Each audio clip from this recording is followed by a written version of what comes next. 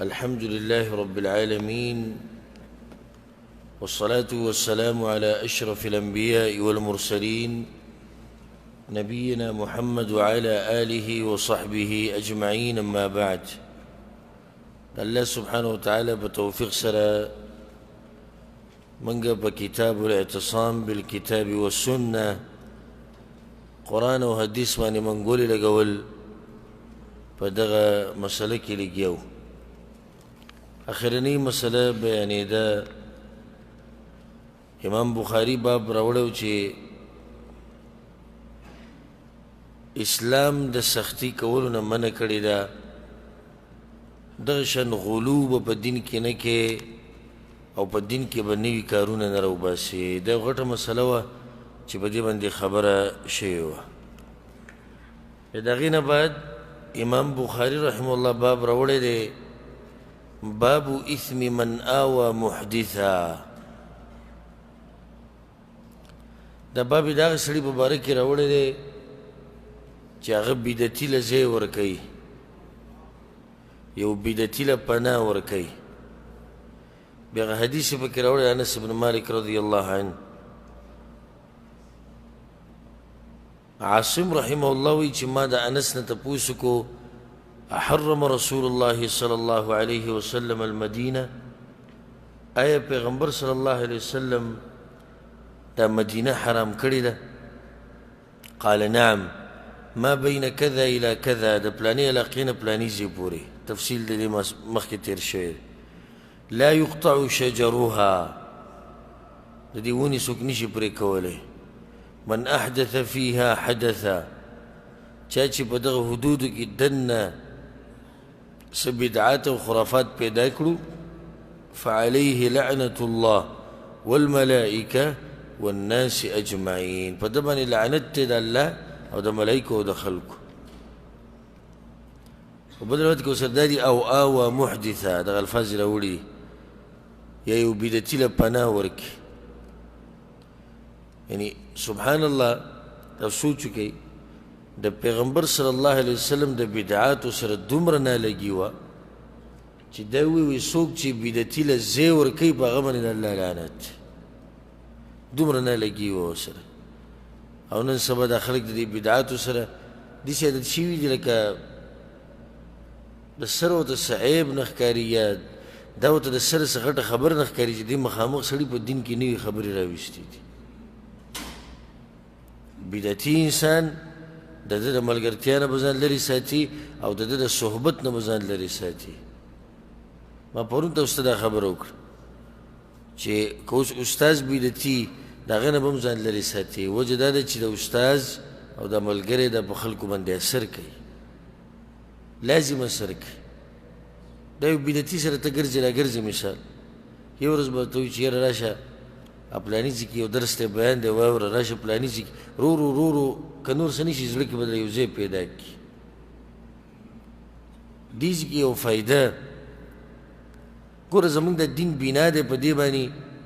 د الله دپاره دوستي او د الله دپاره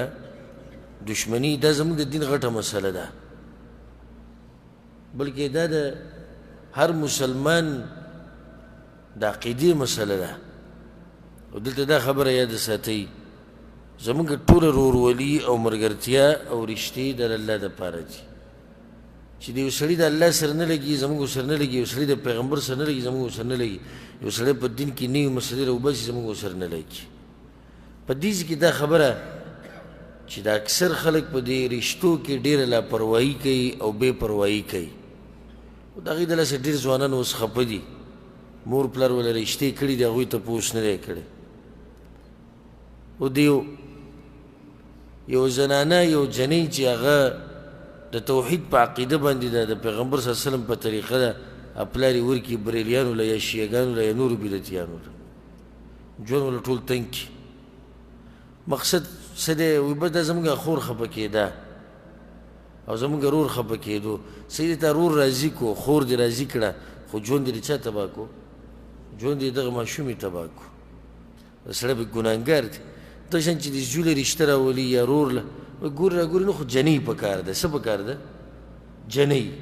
اوس که دې جنې ته الله معلوم دی که نه دی معلوم، پیغمبر ورته معلوم دی که نه دی معلوم، دین پېژني او که نه پېژني. راشي زموږ دې زنانو ته ګوره که نه حالات یې څه دي،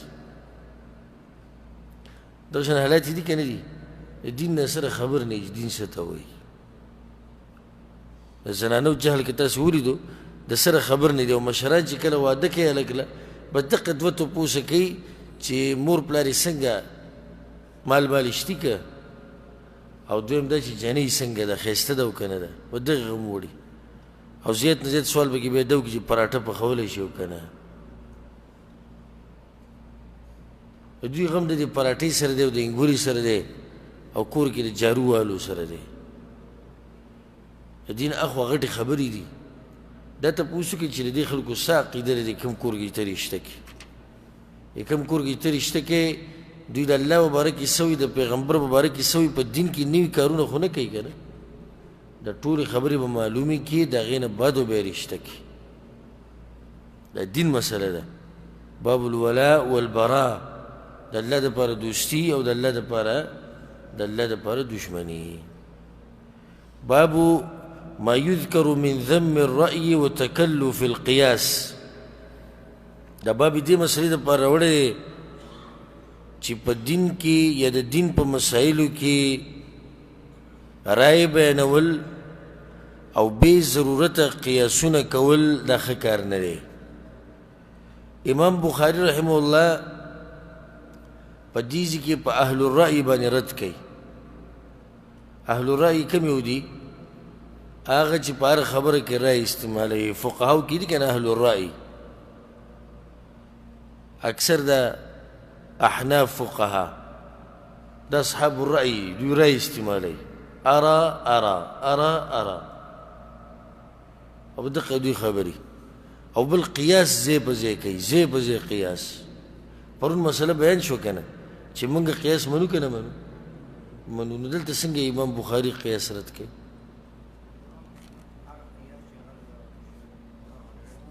هغه قیاس چې هغه بې ضرورت وي، هغه قیاس چې هغه فاسد قیاس وي، دې ته ضرورت نشته. حدیث راوړی دی، عروه دا خبره کړې ده چې حج علینا عبد الله بن عمرو رضی الله عنهما. عروه وایي چې عبدالله بن عمرو بن عاص رضی الله عنهما موږ ځان سره بوتلو حج له تللي وو. بیا فسمعته يقول، هغه دا خبره وکړه ما ترې واورېده چې ما د پیغمبر صلی الله علیه وسلم نه دا خبره اورېدلې ده، ان الله لا ينزع العلم بعد ان اعطاهموه انتزاعا. ای خلکو وایي ما د پیغمبر نه دا اورېدلي دي، هغه وایي چې الله به دا علم داسې نه اخلي د خلکو نه چې د خلکو له ورکړه د یکدم به یې دوی د سینو نه راکاږي. نه، ولكن ينتزعه منهم مع قبض العلماء بعلمهم. علماء به تې ختم کړي، نو د علماو په سینو کې خو علم پروت دی، جو علم به داسې ختم شي. فيبقى ناس جهال، جاهلان خلق به پاتې شي ټول. ښه یستفتون، د هغوی نه به تپوسونه کېږي، فیفتون، هغوی به فتوې ورکوي، برأیهم، په خپل رای باندې. فیضلون ویضلون، نو نور به هم ګمراه کوي او په خپله به هم ګمراهوي. دا ډېر ناشنا روایت دی. مقصد خو د امام بخاري دا دی، ګوره وایي جاهلان به پاتې شي، فتوې به ورکوي په خپله رای. امام بخاري وایي دا رای په شریعت کې نه چلیږي. ته چې فتوا ورکوې د قرآن او حدیث د دلایلو په دلایلو مزینه فتوا به ورکوې چې هغې سره ته بیان کړي چې الله دا وایي د الله پیغمبر دا وایي، بس صحیح ده فتوې ورکوه، خو رای ستاسې ده. او ځکه د تقلید په تعریف کې څه ویلی کېږي چې د چا په رای پسې روانېده، په داسې رای پسې چې په هغې باندې دلیل نه وي، دې ته تقلید وایي. خو اوس یو عالم ته ته مسله بیان کړي او د قرآن او حدیث نه به دلیل وښیي او ته پې عمل کړي، دې تقلید وایي؟ نه، دې د اتباع وایي. ته په اصل کې روان په څه پسې؟ په اصل کې ته روان په دلیل پسې، د مولوي صاحب په رای پسې نه یې، او دا رای خو نه ده. په شریعت کې رای استعمالول بغیر د دلیله دا مضموم کار دی ځکه ته خپله رای استعمالوې بل ملا به خپله رای استعمال بل خپله نه شریعت دلایلو په رڼا کې یو خبره کوي هغه به جدا مسله ده د حدیث کې ګوره دا فایده ده چې قیامت ته به نږدې الله سبحانه وتعالی دا علما څه کړي دا علما به ختم کړي نو تنبیه د ټولو دپاره چې د خپلو علماو نه فایده واخلئ د هغوی د مجالسو نه د هغوی د دې ژوند نه او د هغوی د دې علم نه فایده واخلئ مخکې د دې نه چې دوی ختم شي او دویمه د علم اوچتول دا نه دي چې الله به د علم د سینو نه اوچت کړي د علم اوچتول د علماو اوچتول ځکه چې د علماو په سینو کې علم دی نو چې علما ختم شو نو علم څه شو ختم شو حال به دی شي چې ټول به جاهلان پاتې شي پرون چې ما کتاب الفتن کې د فتنو تذکره کوله نو دې خبرې له ما ډېر زور ورکړی که تاسو ته یاد دی چې هر سړی ملا دی هر سړی ملا دی هغه دا حال دی جاهلان به پاتې شي یستفتون فتوی به ترې غوښتی کېږي فیفتون نو هغو به ډایرکټ فتوا ورکوي لا اعلم د چا په ژبه شتي چې ما ته پته نشته مولوي صاحب به لا اعلم وایي زه وایم دا چې ږیره پرېښودي ږیره پرېښودي او په تبلیغ کې ګرځېدلی یو دوه درې ګشت یې کړي او یا دې زموږ سره داسې په درسونو کې دوه درې درسونو کې ناستي مړې که خو لا اعلم نه وایي دې هم ځان ته څه وایي حالانکې د صحابه کرامو په منځ کې به دا ټکې عام لا اعلم ما ته پته نشته نه بس خبره ختمه شوه ځکه علما وایي دا نیم علم دی او ما په خپله د شیخ ابن باز رحمه الله چې دا یوازې د سعودي عرب مفتي نه و دا عالمي مفتي و د ټولې دنیا مفتي و د هغه فتاوا ما سره پرته ده او په برنامج نور علی الدرب کې د هغه نه کوم سوالونه شوي ټول را جمع کړی شوي دي نو هغې مجموعه ما سره پرته ده وخت په وخت زه ګورم نو داسې ځایونه به کې ډېر راغلي دي چې شیخ په جواب کې وایي الله اعلم ما ته پته نشته د هغه غر په شان انسان وایي ما ته پته نشته او دا جاهلان چې کله پاتې شي پیغمبر صلی الله علیه وسلم وایي د دوی نه تپوس او جواب درغی د دوی نه تپوس او جواب درغی هغه جاهل امپړ چې د مدرسې په شان لري تللی هغه دا ټکی نشي ویلی ما ته پته نشته نو مولا او قاري به یې څه ووایي چې ما ته پته نشته په دې ټکي ځان عادت کوي ما ته پته نشته بس اسانه خبره او صحیح خبره ده نو ما ته پته نشته او د دې سره به ستا عزت کمیږي نه عزت به دې ښه ډېر شي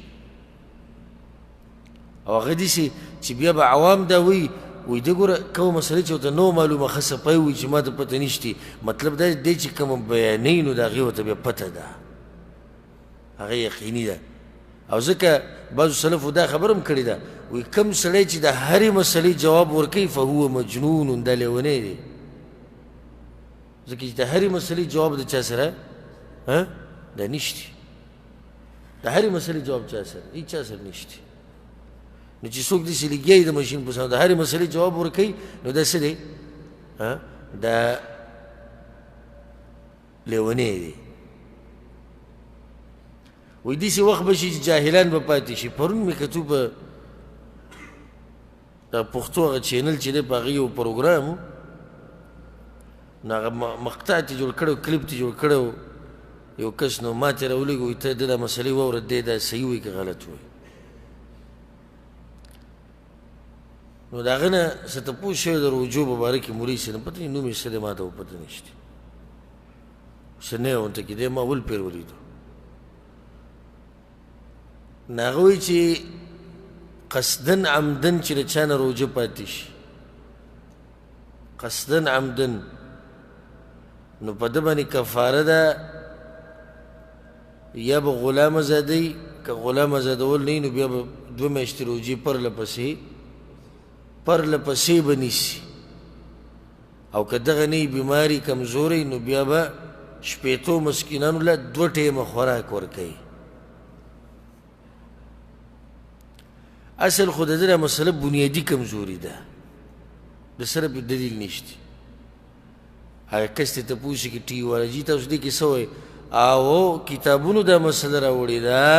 چې په داسې سړي باندې چې قصدن عمدن روژه وخوري ده باندې دا د کفاره د کتابونو بیا دا هم ویلې ده چې د شپېتو مسکینانو د خوراک 2 ټیمه دی.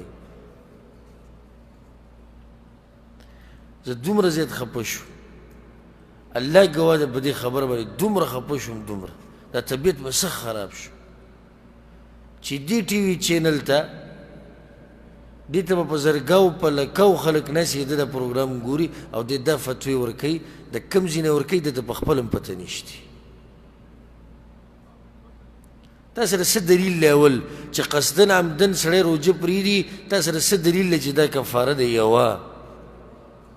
نو دویمه بیا دا دې پکې د کوم ځای راویستی چې شپېتو مسکینانو له خوراک څو ټیمه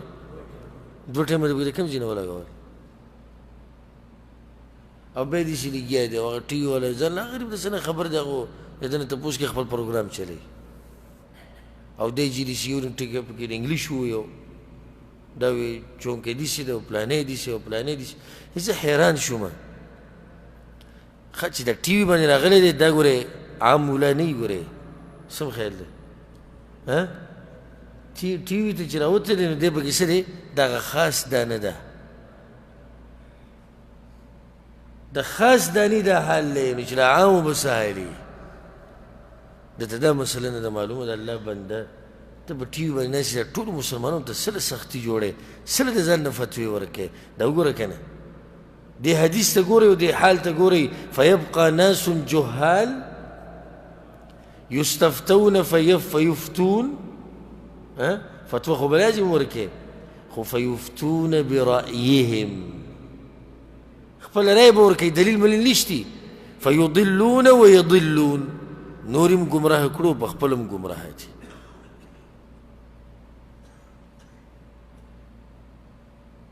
شکر وباسئ چې الله سبحانه وتعالی په دې زمانه کې چې جاهلان پکې ډېر شوي دي الله موږ ته دا حق نصیب کړی. یعنې انسان حیران شي په کوم طرف چې ورځي په دې جاهلانو به په دې جاهلانو به یې نظر لګي په دې جاهلانو. پرون بروز یو مولوي صاحب مسله اورېده خردو کې لګیا و پنجابی و وی دا ګوره الفاظ واورئ وی د پیغمبر صلی الله علیه وسلم نه دا د سره ثابت نه دي او نه څوک ثابتولی شي چې هغه د رمضان نه علاوه په بل ورځ کې اعتکاف کړی او یا د روجې نه بغیر یې کړی. دا وی د قیامته پورې څوک نه ثابتولی. تاسو یې ثابتولی شئ که نه شئ؟ تاسو یې ثابتولی شئ؟ کوم ځای نه ثابتولی؟ شوال کې به دی بخاري کې دی ښه رسول الله وسلم یو کال رمضان کې اعتکاف ونه کړو نو کله یې وکړو شوال کې وکړو دې باره کې څه ګوره تاسو یې تکړی حبیبیانو دلاسې پاتې شو الغرض ګوره تاسو دا اوس دې مولوي صاحب په ټي وي چیلنج ورکړی ښه وایي څوک دې ماته وښایي نو عوام څه وګورو هسې په ټي وي ووایي خو تکړه علیم دی که نه او خبر نه دي چې د دې نه خو الحمدلله زمونږ عوام هم خبر دي چې نه دی دروغ وایي دا په کتاب کې شته. اصل مسله څه ده؟ اصل چې راته وایم هغه وایي نه اصل دا ده چې په مذهب کې دا نشتي چې بغیر د روجې نه د اعتکاف وشي دا اصل مسله ده بنیادي مسله دا ده. نو سبحان الله د هغې دپاره د قرآن او حدیث داسې تاو راتاوي کي خو چې خبره مذهب ته پټ شي مذهب ته خبره سیده کول غواړي که هر څه کې بس او د الله نه یره دا هغه دور دی جاهلان په ټیویانو باندې ناستې دین بیانوي جاهلان فتوې ورکوي څوک وایي سود جایز دی وایي بل اوس پکې یو فتوا ورکړې ده وایي سود د غریب سړي دپاره جایز دی ځکه چې دا غریب وي غریب دی نو خو محتاج دی وایي او الله وایي چې کله تاسو مړه کېږئ او د مرګ یری نو خنزیر غوښه خوړی شي نو دا د خنزیر د غوښې مثال دی وایي یعنې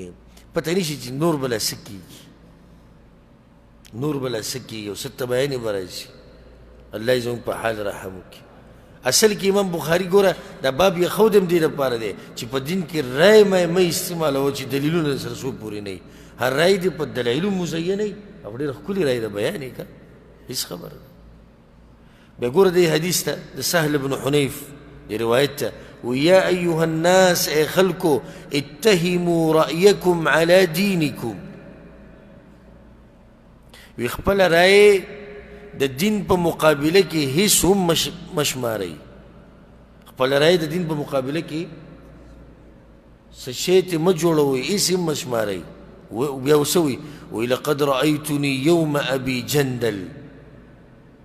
وی هغه ورځ نه وه د ابو جندل هغه واقع ابو جندل هغه واقعیت چې پکې راغلی وه. کومه ورځ وه؟ څه واقعه چې دی ده حدیبیه په واقع په زنځیرونو تړلی و او پیغمبر صلی الله علیه وسلم څه کو واپس یې کو مشرکانو ته واپس کو لوز شوی دی او هغه په زنځیرانو کې تړلی شوی دی. دی وایي سهل بن حنیف وی په دغه ورځ لو استطيع ان ارد امر رسول الله صلی الله علیه وسلم لرددته کما چې د پیغمبر خبر رد کولی شوی په دغه ورځ مې رد کوله. یعنې مطلب دی چې یا رسول الله د تا څنګه شرطونه یې ښودي دي په دې معاهده کې. هغوی وایي چې زموږ د طرف نه یو سړی کافر شي مسلمان شي درغې تاسو به یې رالیږئ ستاسو د طرف نه یو سړی کافر شو موږ له راغې موږ به یې واپس نه درکوو. عمرې له به دومره وخت نه راځي روان کال له به بیا راځي او دا څه یا رسول الله خو چا کې دا مجال نه و. عمر بن خطاب رضی الله عنه په دغه موقع باندې دې سه اعتراض کړی و یا رسول الله موږ په حق نه یو او ته یو وایي دا به باطل نه دي نو بیا ولې رسول صلی الله علیه وسلم جواب ورکو حاصل دا چې پرېږده الله او د الله رسول ښه پوهېږي ته ځه. هغه په ابوبکر صدیق پسې ودرېد هغوی ولې څه چلو شو رسول صلی الله علیه وسلم چې صلح وکړه هغوی پوهېږي په خپل کار الله او د الله رسول پوهېږي په خپلو کارونو ته غلی شي بلکل حق شان جواب یې وله ورکړو. و دې ذکر رای خو دا وایي دماغ څه وایي دماغ هم دا خبره کوي چې څنګه دا څنګه صلح ده چې زمونږ د طرف نه کافر شو درغې هغه به تاسو نه راکوئ او ستاسو د طرف نه که مسلمان شو راغې موږ به یې درکوو. عقل څه وایي چې دا خو نامناسب ده خو چې کله د پیغمبر خبره راله نو عقل به د خپې لاندې کېږي او دا بوټ به په دې سې راکاږي او د هر څه به وله معده کېږي. دا د امام بخاري مقصد دی دلته د راوړو. وایي سهل بن حنیف څه وایي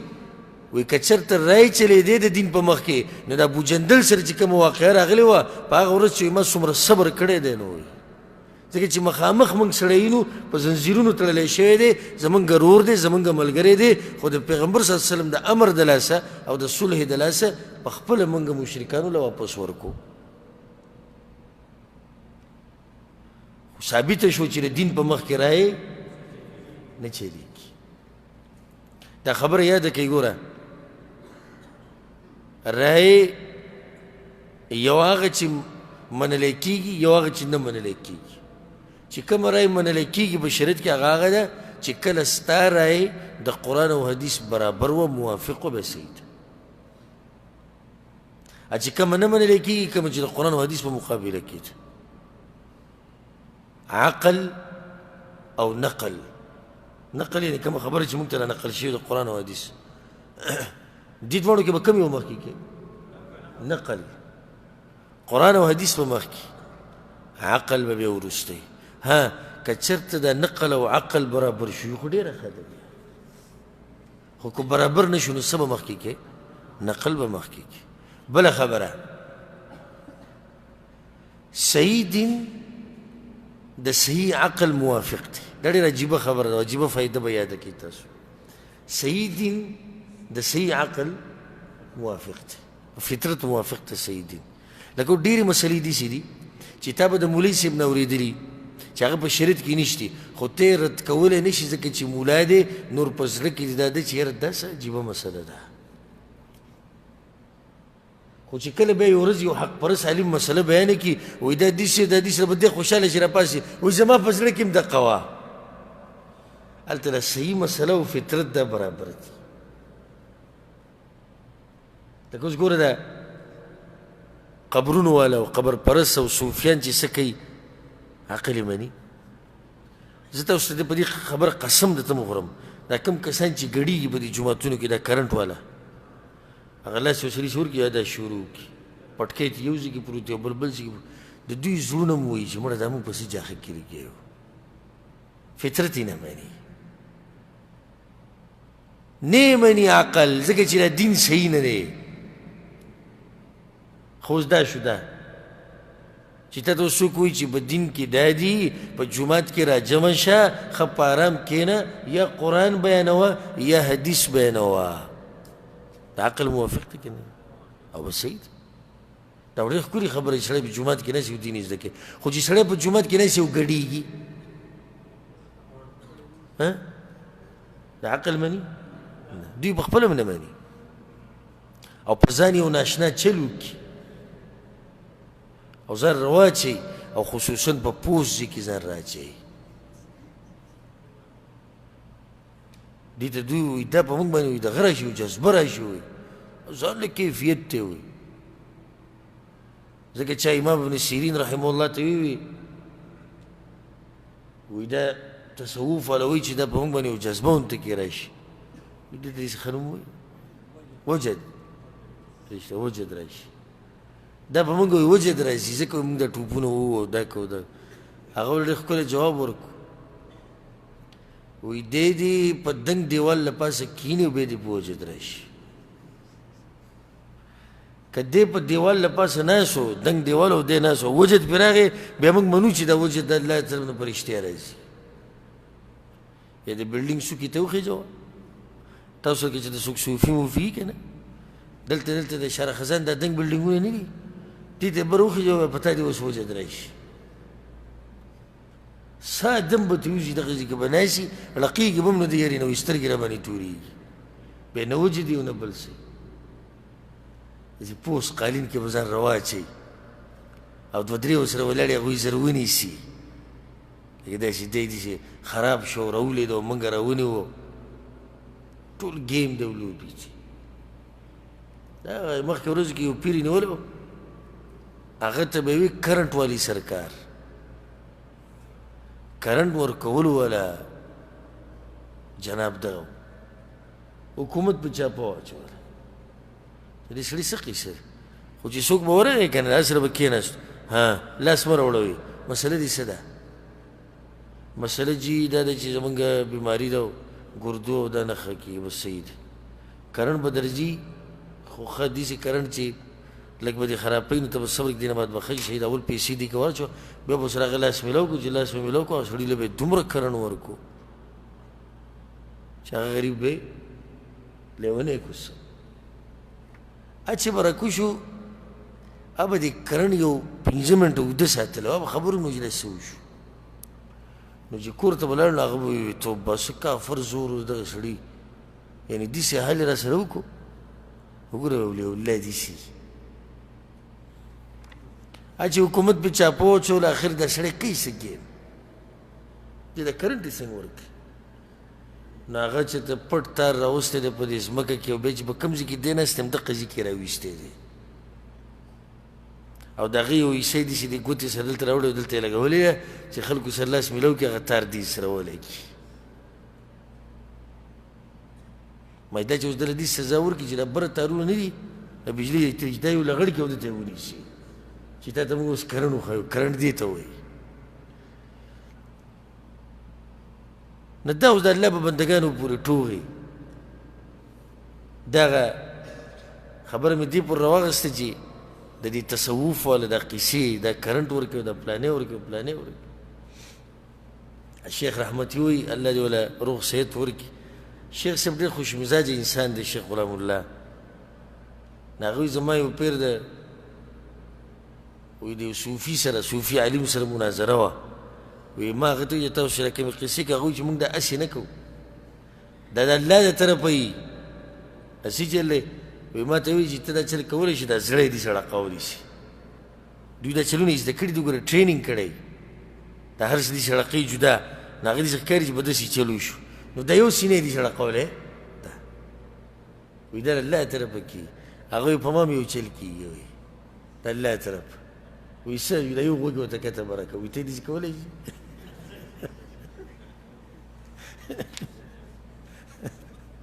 که ته دا وې چې دا سینه ړقېده کته بره کېده الله طرف به دي او خاص دغه دی نو بیا خو ما سره هم د الله طرف به خاص دغه دی زه دا یو غوږ صرف ړقومه کته بره کوم شیخ وایي ما ورته وایي چې کته بره کړو هسې د عوامې په دغه کې ور اچولی دی زړه یې درزېږي زړه یې راوتی دی او سړی چې پسې ورشي په سړي سي چلو شي بلکې په دغه ټیم کې شیطانان هم د دوی مرسته کوي د کله چې ته ورشي که نه او تا په ښه اراده کړي چې زه په ځان سي چل نه کوم د ده دروغ معلوموم نو کیدای شي شیطان ستا په جسم کې ننوځي پیرې او په تا باندې دا چلونه وکړي د دې دپاره چې دا باطل څه ښکاره شي باطل ښایسته ښکاره شي الله دې موږ د هر باطل نه ساتي الغرض صحیح عقل د صحیح دین سره برابر دی او صحیح دین د صحیح عقل سره هغه برابر دی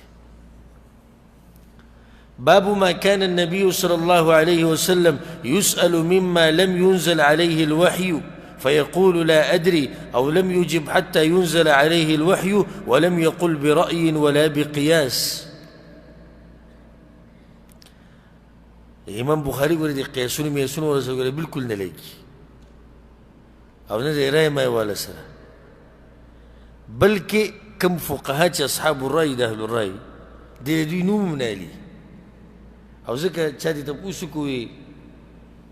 حدیثونه دي یاد کړي کم عمر کې کم د سیرت یې ته معلومه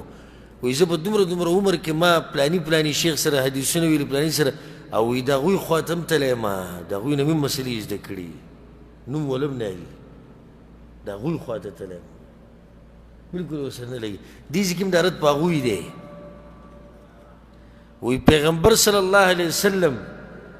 چې کله به د هغه نه د یو مسلې تپوس شو او هغه ته به جواب نه معلوم نو یا به ورته ووایي چې لا ادري او یا به غلی پاتې شو د وحي انتظار به یې کو خو قیاس او رای به یې نه استعمالوله د ځان نه خبرې وی نه دي کړي امام بخاري بیا موږ وایو بار بار چې کوم ځای کې امام بخاري رد کوي په قیاس باندې نو قیاس فاسد تی مراد دی هغه قیاس چې د شریعت خلاف دی یعنې په خپله اوس ګوره اوسو حدیثونه بعد به راشي امام بخاري په خپله قیاس ثابتوي خو دې ځای کې دغه قیاسونه نه دي مراد هغه غیر شرعي قیاس مراد وقال ابن مسعود عبد الله بن مسعود وی سئل النبي صلى الله عليه وسلم عن الروح د پیغمبر نه تپوس شو د روح په باره کې فسكت نغلی شو حتى نزلت الآية تر دې چې آیت نازل شو دا موږ سره مخکې تېر شوی بار بار حدیث جابر بن عبد الله رضی الله عنه وی بیمار شوی وم پیغمبر صلی الله علیه وسلم را پسې راغی تپوس ته راغی ابوبکر ورسره مو وی دوی چې کله په ما پسې رالو نو په ما باندې بېهوشي راغلې وه پیغمبر صلی الله علیه وسلم اودس وکړو ثم صب وضوءه علی بیا د اوبه په ما راواړولې فافقت زه په هوش کې رالم وی ما ورته چې یا رسول الله کیف اقضي فی مالی کیف اصنع فی مالی یا رسول الله د مال په باره کې څه فیصله وکړم دې په ځان باندې یېرېدلی و چې یعنې زه مرمه نو چې د دې مال سره څه وکړمه وی فما اجابني بشيء حتى نزلت آية الميراث رسول صلی الله علیه وسلم جواب را نکو تر دې چې الله د میراث هغه آیتونه نازل کړو یوصیکم الله فی اولادکم ټول تفصیل الله بیان کو امام بخاری سے ثابت ہے پیغمبر صلی الله علیه وسلم رائے او قیاس استعمال نه کړه بلکې د وحی انتظار یې وکړو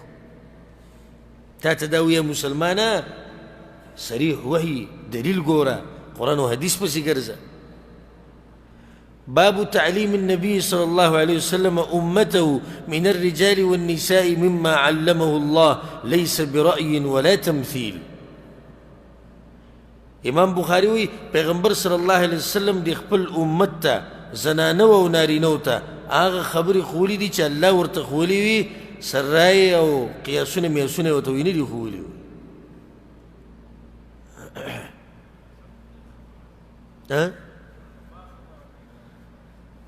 دیزی که امام بخاری بیا په اصحاب الرأي او قیاس والا او چې کومو دې ته کار ویلی دی په هغوی رد کوي ګوره د بعضو محدثینو باره کې به داسې واوري چې دی ډېر ښه خو د رایې او د قیاس په باره کې یعنې مطلب دی چې بلکل یې نه منل نه مطلب صحیح د بعضو فقهاو او مولیانو قرآن او حدیث ټول پرېښودي لو څه استعمالوي رایې او قیاس دا دوی چې را سختي کوي که نه دا دې د لاسه کوي چې تاسو بلکل قرآن او حدیث شاته غوځار کړي دي خو دا د پلاني مولوي صاحب رایې ده او دا د پلاني رایې ده دا د پلاني رایې ده او دا د پلاني او دا موږ قیاس کړو دا موږ قیاس کړو د الله بندګانو نو د قرآن او حدیث سره به څه کوو دې کې دا مطلب دی دا مطلب دی چې د قیاس نه منکر دي یا رای موږ وایو چې کله رای موافق د قرآن او حدیث سره او مزینه یې په دلایلو نو بیا څه ده بیا خو صحیح ده استعمالولی او دغه شان قیاس لکه تاسو ته ما واقعه بیان کړې وه که نه عبدالله بن عمر سره یو کس میلاو شو رضی الله عنهما وایي د حجر اسود د ښکلول څنګه دي ګوره امام بخاري چې وایي چې صفا خبره وکړې هغه ورته وایي پیغمبر صلی الله علیه وسلم مې لیدلی و چې دا یې ښکلوله هغه ورته ارأیت ان زوحمت ستا څه رایې ده رایې ستا څه رایې ده که رش ډېر شي ستا څه رایې ده که څوک دیګره کړي او ستا رایې ده که زه بیمار یم هغه ورته اجعل ارأیتک فی الیمن دا ارأیت مرأیت دې په یمن کې کېده ما دله صفا جواب درکړو چې پیغمبر صلی الله علیه وسلم ښکل کړی دی موږ یې ښکلو بس خبره ختمه شو داسې د هغوی دا د هغوی دلایل وو واضحه ارأیته رآو اراو دا قصې به هغوی نه استعمالولې ورسېدې بیا وی پیغمبر صلی الله علیه وسلم صفا خبرې کړي حدیث راوړی ابو سعید الخدری رضی الله عنه جاءت امرأة إلى النبي صلى الله عليه وسلم يوزنان راله بپیغمبر صلى الله عليه وسلم پسې وی يا رسول الله ذهب الرجال بحديثك يا رسول الله وی ستا دا ټول حدیثونه د سړو شو ګوره شوق د صحابه کرامو د نارینو د زنانو د حدیثونو سره هغه دا و یا رسول الله وی سړو حدیثونه ټول ویوړو ښه فاجعل لنا من نفسك يوما نأتيك فيه تعلمنا مما علمك الله یو ورځ موږ له مقرر کړو هغه څه به راته وښیي چې الله تا ته ښوولي دي چا راته ښوولي الله امام بخاري وایي پیغمبر صلی الله علیه وسلم به دا ښوده دا چې الله ورته ښوولي و رایه ما یې به نه بیانوله بس سيد أغوتي اجتمعنا في يوم كذا وكذا في مكان كذا وكذا سيدة بلاني ورز لرا جمشي بلاني زيكي أغوي را جمشي پیغمبر صلى الله عليه وسلم راغي دي پر امام بخاري دارا وڑيخا فعلمهن مما علمه الله سيوتوخو الله جو تسخولو رأي ما يوتوخو أخفلا نعم امام بخاری وی پیغمبر پکې خپل رای نه استعمالي په دین کې نو تاسو پکې به څنګه رای استعمالوي بیا مخې ته حدیث نه موږ سره تیر شوی دی چې د یو زنانه درې ماشومان مړه شي هغه به د اور نه به بچ کړي دا زنانه دا موږ سره تیر شوی که نه دی باب قول النبي صلی الله علیه وسلم باب وینا د پیغمبر صلی الله علیه وسلم کی لا تزال طائفة من امتی ظاهرین علی الحق یقاتلون چې زما په امت کې به یو ټولګی همیشه په حق بني او همیشه به غالب یو جهادونه به کوي امام بخاری وهم اهل العلم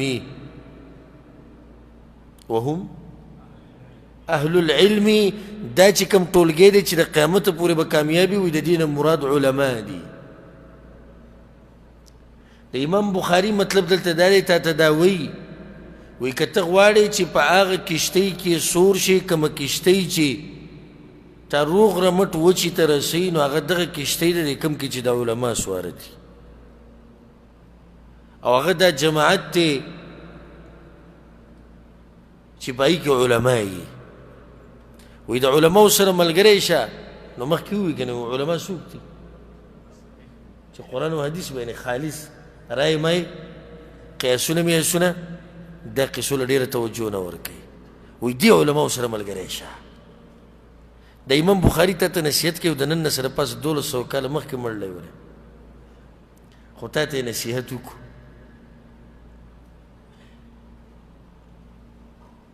امام بخاري رحمه الله استاذو علي بن عبد الله المديني رحمه الله ډېر غټ محدث تېر شوی دی علي المديني هغه به دا وی د پیغمبر صلی الله علیه وسلم چې دا ټولګی ذکر کړی دی هم اهل الحدیث د امام بخاري استاذ به دا وي او امام احمد بن حنبل به وي که دا اهل حدیث نه بیا ما ته پته نشي چې دا به څوک بیا حدیث راوړی لا یزال طائفة من امتي ظاهرین حتى یأتیهم امر الله وهم ظاهرون زما په امت کې به یو ټولګی همیشې غالبه به څنګه به غالبه وي چې لږي نو غالبه به څنګه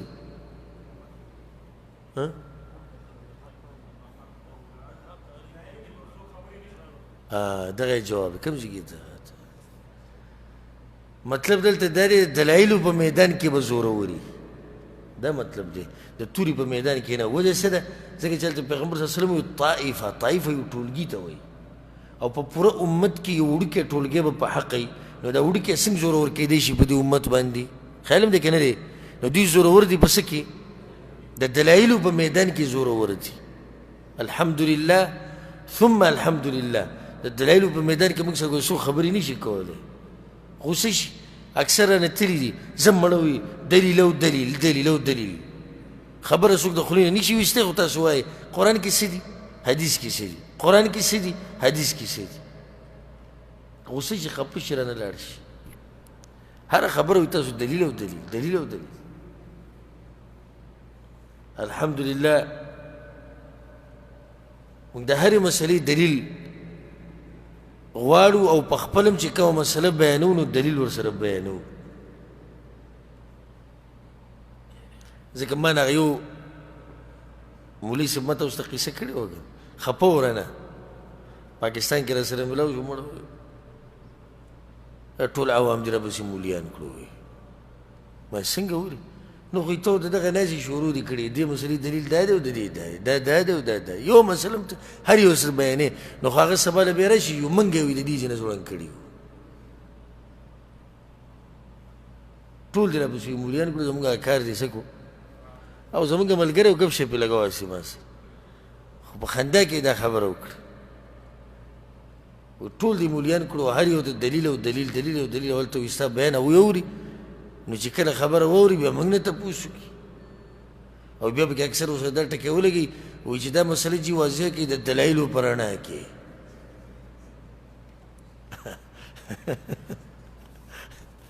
نو کله دې سم کې چې یو عالم حق پرسې مسله ورته معلومه وي خو دلیل دې څه هېر شوي یا ورته یاد نه دي کې څه حرج نشته ځکه دا خو انسان دی ما تاسو لږ ساعت مخکې څه ووي چې څوک د هرې مسلې جواب ورکوي دا څه دی دا لیونی شوی دی اوس هرې مسلې دلیل به سړي ته معلوم وي دا کیدی شي نشي کیدی شي موږ سره په خپله کې جواب راته معلوم وي چې دا مسله داسې ده ښه په دې دلیل څه دی هغه ما یو وخت کې ویلی و مثال کې په یو کتاب کې د حدیثو په یو کتاب کې یا بل کتاب اوس مې فی الحال په ذهن کې هغه مسله نشتی زه ټیم والا او صحیح ده دلیل به موږ تاله وګورو بیا به راته ولیکو صحیح ده نه هلته خو دا صاحبان راته په پرچې ولیکي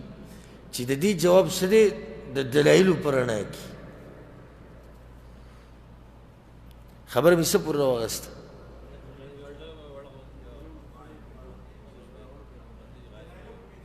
د دلایلو په میدان کې به دا ټولګی زوروري ښه یو بله فایده په دې حدیث کې وایي زما په امت کې به یو ټولګی رد دی په هغو باندې کم چې دې ته ګوري چې ډېر څوک دي او لږ څوک دي مړه وي تاسو ټول یو ټانګه خلک یې بس وایي که نه تاسو ټول څه یو ټانګه خلک یې دا څنګه جواب دا دی چې پیغمبر صلی الله علیه وسلم ویلي دوی په دې دومره غټ امت کې به یو ټولګی په حق وي بله مسله دا حق پرست به لږي خو د دوی یو نښه ده هغه ډېره ناشنا نښه ده دوی به لږي خو په هر ځای کې به وي دا دوی نښه ده ښه لږ به خو په هر ځای کې به او د دنیا یو ملک داسې نشته چې به کې د حق پرست نه وي لږ دي خو شتي ځکه دا یو پیر ما د یو کس سره بحث کوو هغه په دې دغه کې په دې جماعت المسلمین کې کراچۍ کې چې هغه جماعت پاکستان خو اچار دی هر څه پکې چلي تا پکې یو جماعت ته جماعت المسلمین چې د دوی سره وي ته مسلمان یې او چې دې نه بهر وي ته څه کافر یې دا په کراچۍ کې ډېر زیات دي او پاکستان کې په دې نور علاقو کې چې ته لږ لږ دي زموږ د طرفونو ته هم د پښتنو د علاقو کې هم ډېر لږ دي په بعضو ځایونو کې داسې لږ ډېر یو چې یو څوک کوره یو بل سره دغه شي نور دا په دنیا په یو ځای کې نشته صرف په پاکستان کې دي بس او پاکستان کې په کراچۍ کې دي دغه مین ګډ دی او بیا لږ لږ ترې خواره شوي دي اوس کېدای شي افغانستان کې که څوک افغانۍ پاکستان کې پاتې شوي دوی نه متاثره شوي دا فکر یې خو وړی دغه نشم وړی نور دوی په یو ځای کې نشته نو ما دا کس سره بحث کوو ما دا څنګه حق دی دا څنګه حق دی چې صرف په پاکستان کې دی او په پاکستان کې صرف په کراچۍ کې دی ناشنا حق نه دی حرمینو کې نشتی خلیج په ملکونو کې نشتی مصر کې نشتی عربو نورو ملکونو کې نشتی انګریزانو ملکونو کې نشتی د عجبو د ملکونو کې دا څنګه حق دی نو صحیح ده چې حق پرست به لږي خو څه به هر ځای کې به وي دی نښه ده لږ به وي او په هر ځای کې به وي الله دې موږ د دغه حق پرستو ملګري کړي او الله سبحانه تعالی دې موږ له مرګ په هغه وخت کې راولي چې همدغه حق پرسته ډله کې یو حدیث بیا د دې نه بعد راوړی دی د معاویه ابن ابي سفیان رضی الله عنه وی هغه خطبه کوله په خطبه کې دا وی چې سمعت النبي صلی الله علیه وسلم یقول ما د پیغمبر صلی الله علیه وسلم نه دا خبره اورېدلې ده وګو ته کېدی یو زیری واورئ ښه ستاسو ټولو دپاره زیری دی خصوصا کم ملګري چې موږ سره د دورې د اول نه ناستي او د اختتامي ورځې دي په اخرنۍ هغه اخرنۍ سلګۍ چې ورته یقه دي هغه چپهیز زه نه یادومه چې کله نا کله د یو نیم داسې د برکت دپاره راښکاره شي دوه درې ورځې بعد زه هغه ملګري یادوم چې زموږ ملګري دي په دې مجلسونو کې واورئ ښه پیغمبر صلی الله علیه وسلم وی من یرید الله به خیرا یفقهه فی الدین الله چې د چا دپاره خیر او ښېګړه وغواړي نو په دین باندې پوه کوي تاسو څومره ملګري چې دلته ناست یې او څومره چې زما د پروګرام ګوري او څومره چې اوري دې ټولو ته زه دا وایم رب العالمین ستاسو دپاره خیر غوښتی دی نو ځکه یې دې دین ته کښېنولی دی دا څومره غټ زیری دی دی نه دي ویلي چې الله چاله پیسې ډېرې ورکړي د دپاره د خیر اراده ده یا د چا ښځې ډېرې د دپاره د خیر اراده ده وایي نه الله چې د چا دپاره د خیر او د ښېګړې اراده وکړي نو څه وله ورکوي علم ولا ورکوي یفقهه فی الدین فقه پوهې ته وایي که فقه په اصل کې څه ته وایي پوهې ته لکه شعیب علیه السلام قوم څه وایي یا شعیب ما نفقه کثیرا مما تقول موږ نه پوهېږو په ډېرو دغه خبرو کې مې چې ته وایې شیخ ابن باز رحمه الله د دې حدیث په وضاحت کې وایي معنی ذلک د دې معنی دا شوه چې من لم يرد الله به خیرا لم يفقهه في الدین الله چې د چا دپاره خیر نه غواړي نو په دین باندې نه پوه کوي ډېر د یېرې خبره یو سړی الله وله توفیق نه ورکوي په دین باندې د پوهېدو که نه او سیچل پکې دی او الله د دپاره خیر نه غواړي څومره لوی خیر رب العالمین ستاسو دپاره غواړي چې د روجې په میاشت کې تاسو د ماسپښین نه د هغه ماښامه پورې د الله په کور کې ناستې د روجې په خوله د دین اخوا بل خیر شته زه د ځان سره سوچ کومه کله نه کله زموږ د دې روجو په شان ښایسته روجې به د چا وي نه ولله الحمد چې موږ د روجه مصروفه یو پکې هغه د ماښام ته نږدې وځو نو نه پکې چاته کنځلي کوو نه غوسه کیږو، نه پکې خوبونه کوو بې ځایه، نه پکې چې دی مونځونه پرېږدو، نه پکې نور څه حرام ته ګورو، نه پکې فیسبوک ته جوړېږو، نه واټساپ ته جوړېږو، نه تاویلو ماویلو ته جوړېږو، نه پکې بازارونو کې ګرځو. څومره ښکلې روژه ده، څومره ښکلي. او دا به تاسو ته محسوسه شي صبر. بیا به ما ته ووایې چې کله په دې شپږیشتم را روان شپږیشتم باندې ختم دی که نه، چې کله دا ختم وشي چې دې نه بعد دا درې څلور روژې په تاسو څنګه تېرېږي، بیا به ما ته ووایې.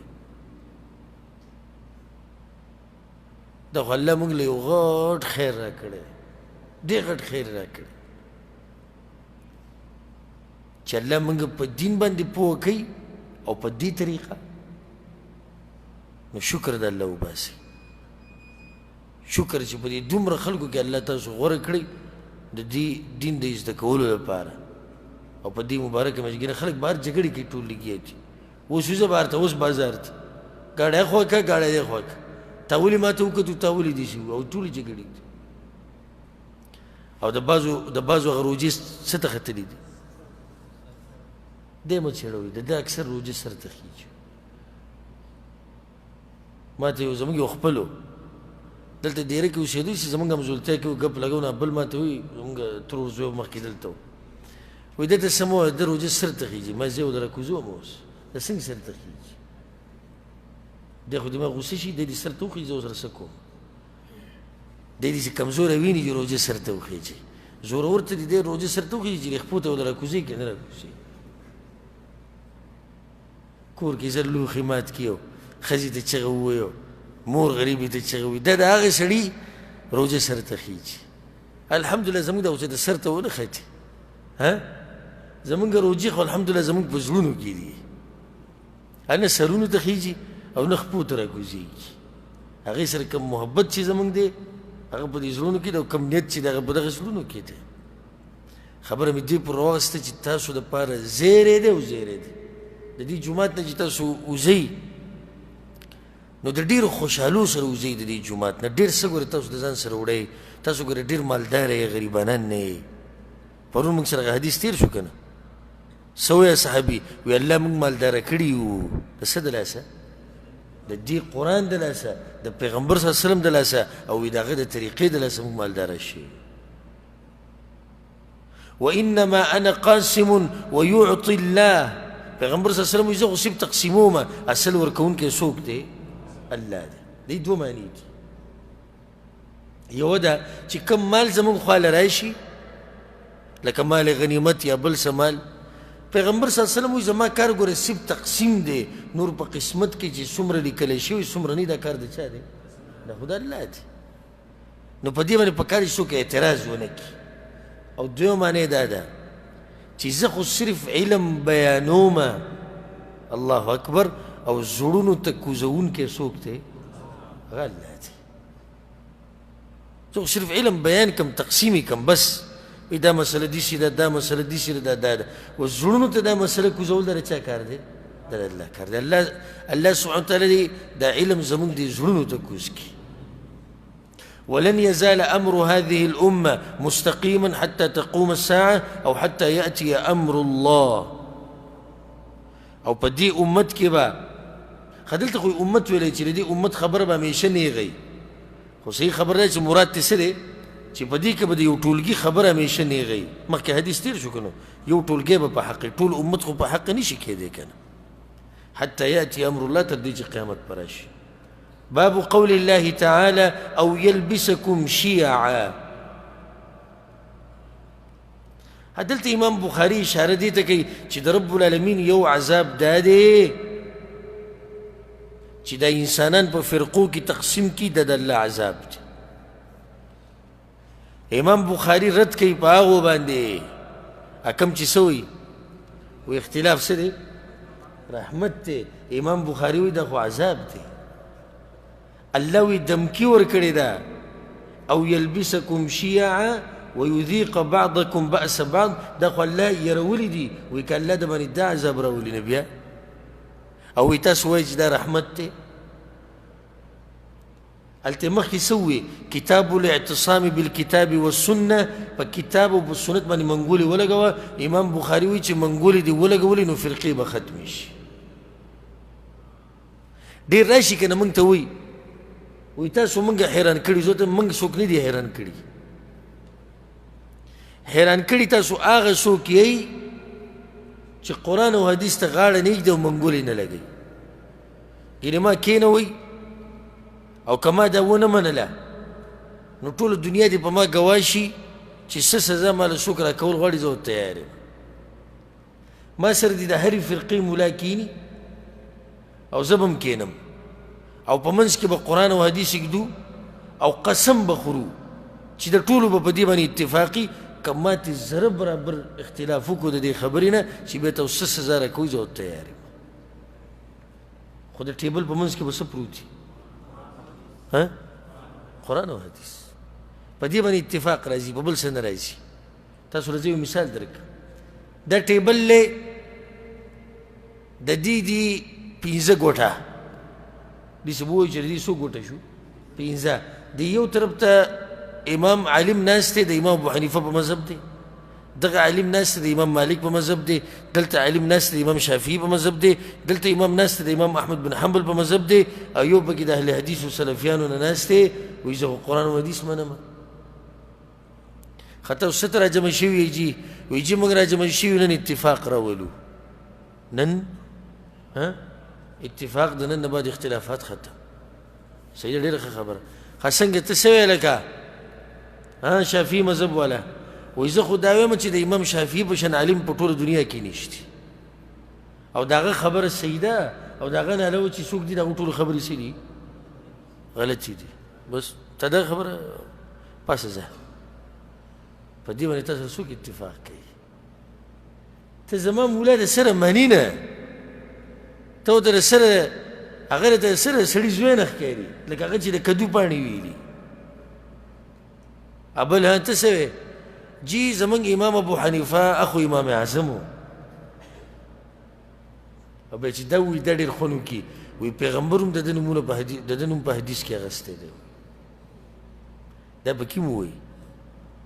وایي پیغمبر صلی الله علیه وسلم ویلي دي چې سراج امتي زما د امت ډیوه چې د هغه څوک ده امام ابو حنیفه خپل نوم یې څه دی نعمان دا وایي زما د امت سراج دی ښه نو ته څه وایې اتفاق راولو جي وایي نو څه وایې وایي خبره صرف د امام ابو حنیفه ښه ده او دا نور کمزوري دي سیدتم پاسه ده ستا هم قیسه ختمه شو ابل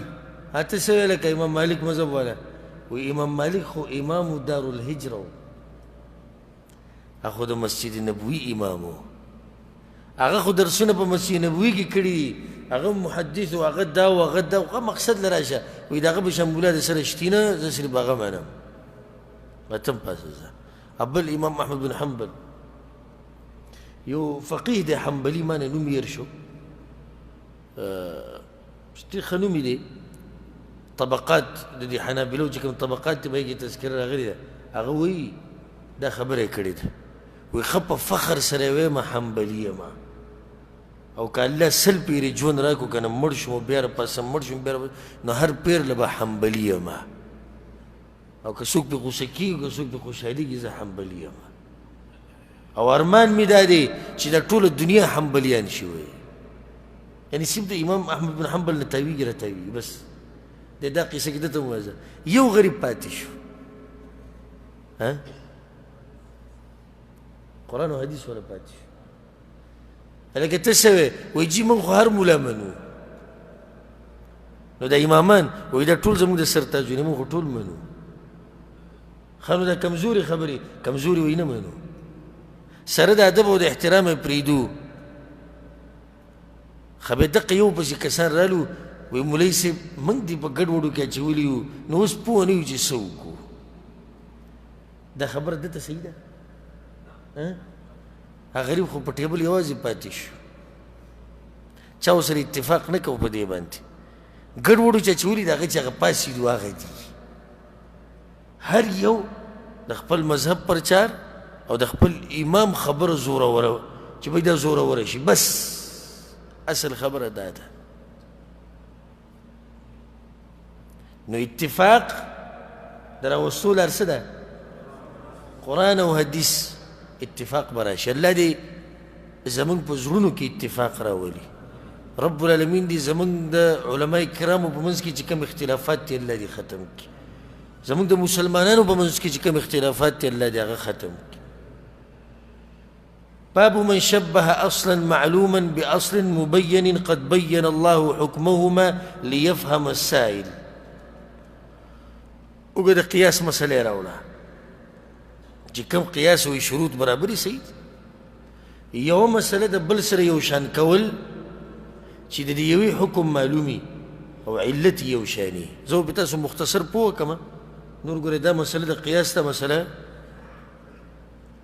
د فقها خصوصا فقها دومره راښکو دي د دومره چې زه تاسو ته څه ووایم ما تاسو ته مخکې ذکر کړو په دې کې ما څه لیکل کول یو وخت کې په یو مسله کې اصول الفقه کې دا مسله ما ته راغلې وه د قیاس ته نو خو موږ تفصیلي لیکل پې کول نو کله کله به یې د دماغ بند کړو چې دا څه دي دومره به یې دا مسله اوږده کړه امام بخاري اصل کې دا مخکې چې دا ردونه وکړو دا په دې قسمه خلکو باندې چې دومره یې مه ګرانه وایي او دومره توجه چې هر شي کې قیاس او قیاس او قیاس او دا نه ها د شروطو مطابق که چې ته بعض دې مسله کې قیاس وشي صحیح ده موږ ته منکر نه یو دا وګوره که نه نو قیاس څه ته وایي اوس واورئ ښه په اسانه پښتو کې م پوه کوم پې یو اصل دی بل فرع دی یعنی یو بنیادي مسله ده او بل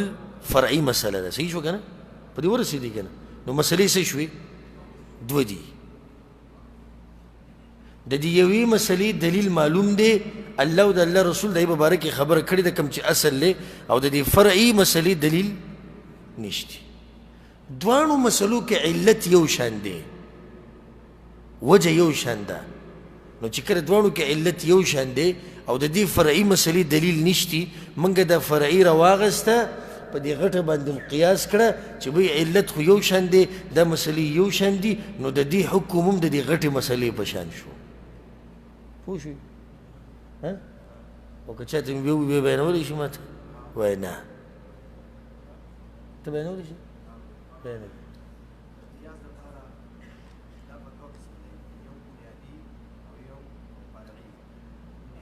اصولي مسله ده مسلې دوه دي یو اصولي ده یو فرعي ده دلیل شته علت یو دی دا وړه مسله په دې غټه باندې قیاس شوه ګوره اوس پیغمبر صلی الله علیه وسلم دا کار کړی تاسو پیل ته بیا ښه پوهېږي تاسو داسې کوس وایي چې دا څه ده دا وړه او غټه او دلیل او علت او دا به اوس تاسو دلته پوه شي دا حدیث واورئ ابو هريره رضي الله عنه وأن أعرابيا أتى النبي صلى الله عليه وسلم یو باندچی راغی په پیغمبر صلی الله علیه وسلم پسې ورته وی وان امرأتي ولدت غلاما اسود واني انكرته یا رسول الله زما خزي یو زوی مې پیدا شوی دی خو تک تور دی دا زما زوی نه دی یعنی دی اوس دې فیصلې ته راغلی چې یا رسول الله مسله حل که زوی زما نه دی وجه دا دی چې د سړی سپین دی ښځه سپینه ده او زوی تک تور پیدا شو هغه راغی چې وایي دا څه قیسه ده ښکاري داسې چې د ښځې سورانۍ کړی دی په پیغمبر صلی الله علیه وسلم پسې راغی پیغمبر صلی الله علیه وسلم ورته وایي زار شم د هغه نه ګوره معاویه بن الحکم څه ویلو تاسو ته ما د حدیث ویلو وایي ما د پیغمبر صلی الله علیه وسلم په شان استاذ په ټول ژوند کې نه دی لیدلی و دې استاذ ته ګورې دا مسله څنګه حل کوي ښه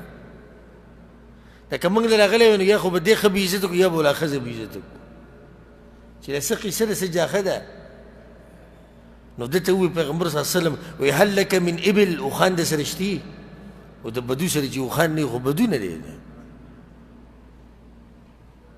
زمونږ سره یو بدو سبق وی جامعه کې هغه به سحر چې به زه لاړم او د ماسپښینه پورې به دي اوخانو دا قیسې هغه ماته کولې بیا به کلي ته لاړ دا کلی داسې ایریاز نه تقریبا 500 کیلومتر بهر ما به ورته بیا ټلیفون وکړم مهند نوم یې ما ورته ها شیخ مهند څنګه و ډېر الحمدلله وبحمد الله هغوی داسې وایي او دا د اوس هم د اوښ خوا کې ناست مه وایي دا اوښې چې پکې نه یاد کړی که نه نو د تذکره نه کېږي ځکه یو عالم یو سعودي عالم یو قصه به ته بیان کړم ډېره خوندوره واقعه ده هغه یو قصه بیانوله چې ما سره یو هلک سبق وي او ما پیل کړی و بیا لاړ هغه وزیر تعلیم ته شکایت وکړو چې ده ما سره ظلم کړی وزیر تعلیم بیا زه راوغوښتم بیا ورته ما د مسلې وضاحت وکړو مسله وی دا و چې اولني چې کله کچه امتحانونه و ده ته ما ووایي چې ته انشا یو ماده یې هغې ته انشا وایي اردو کې ورته کسې املا وایي که نه چې څه موضوع ورکړي ویې لیکئ اردو کې ورته املا وایي که نه املا عربي کې ورته انشا وایي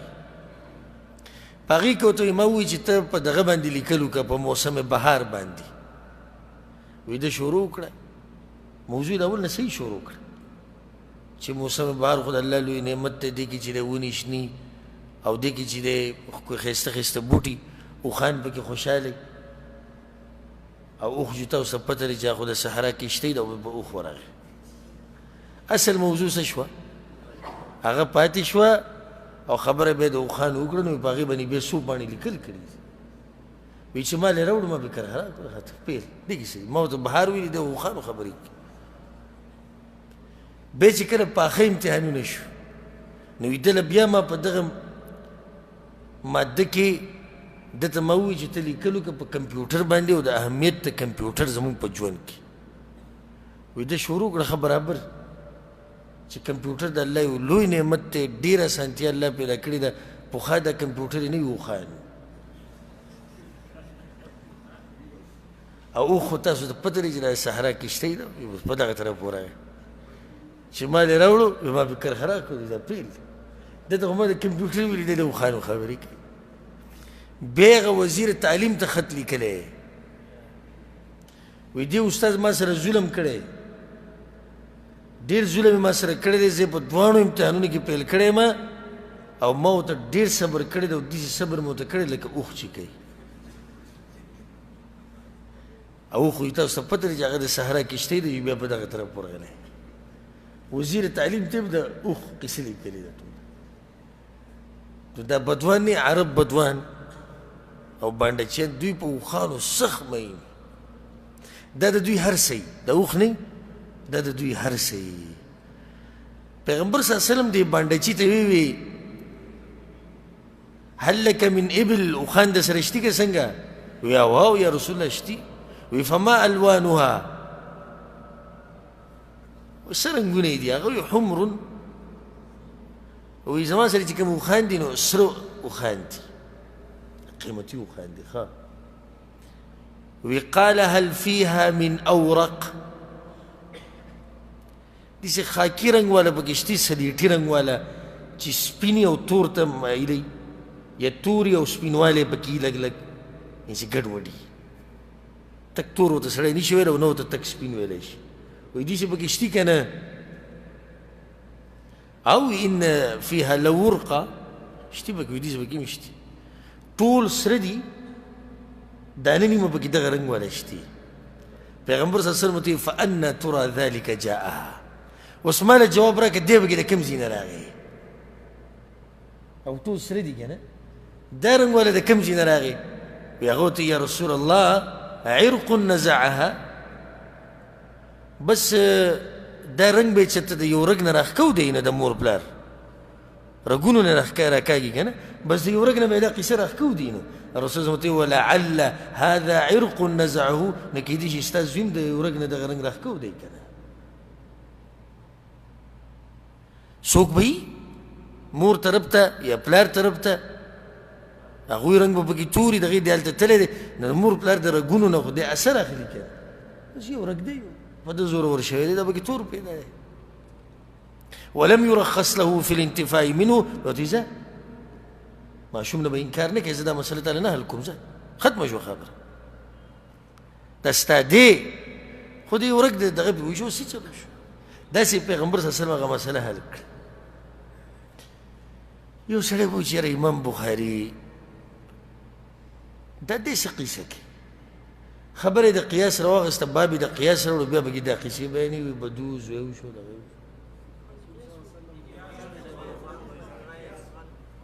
اوس به ته ماته دغه مسله بیان کړي چې اصل په دې کې څه دی او فرع څه ده او علت څه دی بیان یې کړه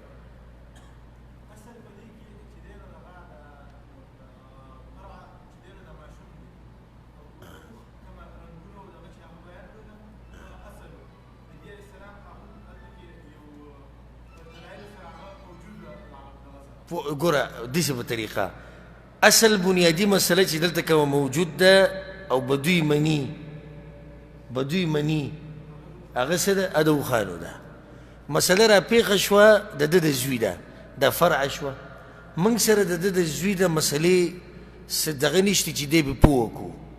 و دی څنګه پوه وکړو د اوښانو د مسلې په باره کې د څه خیال دی هغه وجه بیان کړه چې دا خو رګ دی دا څه دی رګ دی دغه رګ د لاسه دته دا رنګ میلاو شوی دی جواب دا شو چې بس دا به په دغې باندې قیاس کو نو دې کې هم داسې قیسه کیدی شي که نور علت مسله ټوله یوه ده دلته رنګونه ټول یو شان دي یو پکې بل رنګ والا دی هلته هم ټول یو رنګ کې دي یو پکې بل رنګ والا دی اوس پوه رسېدې د دې نه به زیات ښه پوه شي په دې بل حدیث کې عبد الله بن عباس رضي الله عنهما وي أن امرأة جاءت إلى النبي صلى الله عليه وسلم يوزنان رالب بيغمبر صلى الله عليه وسلم بس ورتيوي إن أمي نذرت أن تحج فماتت قبل أن تحج أفأحج عنها زمامور منخت کړی وه چې حج به کوي خو د حج نه مخکې مړه شو زه حج کولی شم دا غیر طرف نه ویاو نعم حجي عنها دا غير تربنا هجك أرأيت لو كان على أمك دين أكنت قاضيته ويكستا بمور باني قرزوي تابدا قرزور كوليك أنا أغيوي نعمه وفقد الذي له فإن الله أحق بالوفاء نبيد الله دا قرزمور كنو الله هم دير حق دارت ها قاري سيد تشبيه ستوي اصل چې دا قرضه چې کومه دا اصل عرب دوی دا زور کوم نو داسې دا حج باندې دی قرضه دا فرع شو او دا اصل چې دا حج شو مسله منځ کې یو ده چې قضا به راوړي او کنه پیغمبر صلی الله علیه وسلم قیاس کړه مسله د دې حج ده په دغه مسله باندې وي که ستا په مور باندې قرضه وي نو قیاس په شریعت کې شته که نشته شتي خو چې کله د دې خپل ضوابط او اصول شروط هغه برابري به موږ منو او دا ځان له یو باب دی د قیاس ته که چېرته الله مله توفیق راکړو انشاءالله بوزه کې به څه ټیم بیا تفصیلي بیان کړو باب ما جاء في اجتهاد القضاة بما أنزل الله لقوله ومن لم يحكم بما أنزل الله فأولئك هم الظالمون ومدح النبي صلى الله عليه وسلم صاحب الحكمة حين يقضي بها ويعلمها لا يتكلف من قبله ومشاورة الخلفاء وسؤالهم أهل العلم ګورې دې ځکې دا باب ډېر اوږد عنوان دی باب په بیان د دې کې چې قاضیانو له پکار ده چې کوشش وکړي کوشش چې فیصلې صرف په هغه دین باندې وکړي کوم دین چې الله را لېږلی دی او دویمه وی پیغمبر صلی الله علیه وسلم صفت هم د دقه قاضیانو کړی دی او د دقه علماو کړی دی چې څوک فیصلې د قرآن او حدیث په رڼا کې کوي د ځان نه خبرې پکې نه کوي ومشاورة الخلفاء وسؤالهم أهل العلم أو خلفاء له أو باچایانو لم پکار دي چې د علماو نه مشورې واخلي چې کوم په قرآن او حدیث باندې پوهېږي بیا حدیث راوړی دی د عبد الله بن مسعود موږ سره مخکې تیر شوی دی چې حسد نشتی مګر په دوه خبرو کې غبطه وی دیت یو پکې څه ذکر کړی دی رجل آتاه الله حکمه الله ولا پوهه ورکړې ده فهو يقضي بها نو دې فیصلې د دغه پوهې په رڼا کې کوي ويعلمها او خلکو ته یې ښیي پوهې نه مراد څه شی دی حکمت نه مراد څه دي قرآن او حدیث ومن يؤت الحکمة فقد أوتي خيرا كثيرا خبيه ګوره دغه دې ځای نه خو ثابته شوه چې پیغمبر صلی الله علیه وسلم د هغه مولیانو صفت کړی دی او د هغه علماو چې هغوی فیصلې په څه باندې کوي فیصلې قرآن او حدیث په رڼا کې کوي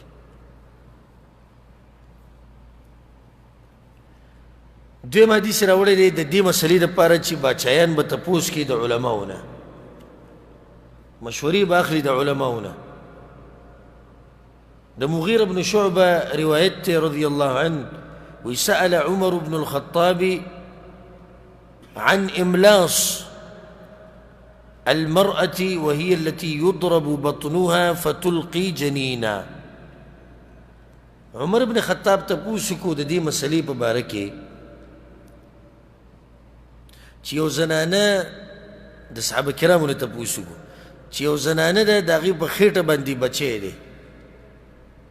او د هغې د خېټې له چا ګزار ورکو د دې ګزار د لاسه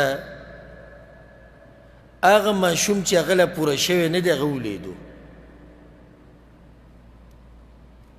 تپوس یې دا وکړو چې ایکم سمع من النبي صلی الله علیه وسلم فیه شیئا د پیغمبر نم پکې څه اورېدلي دي که نه دي دې ځای کې فایده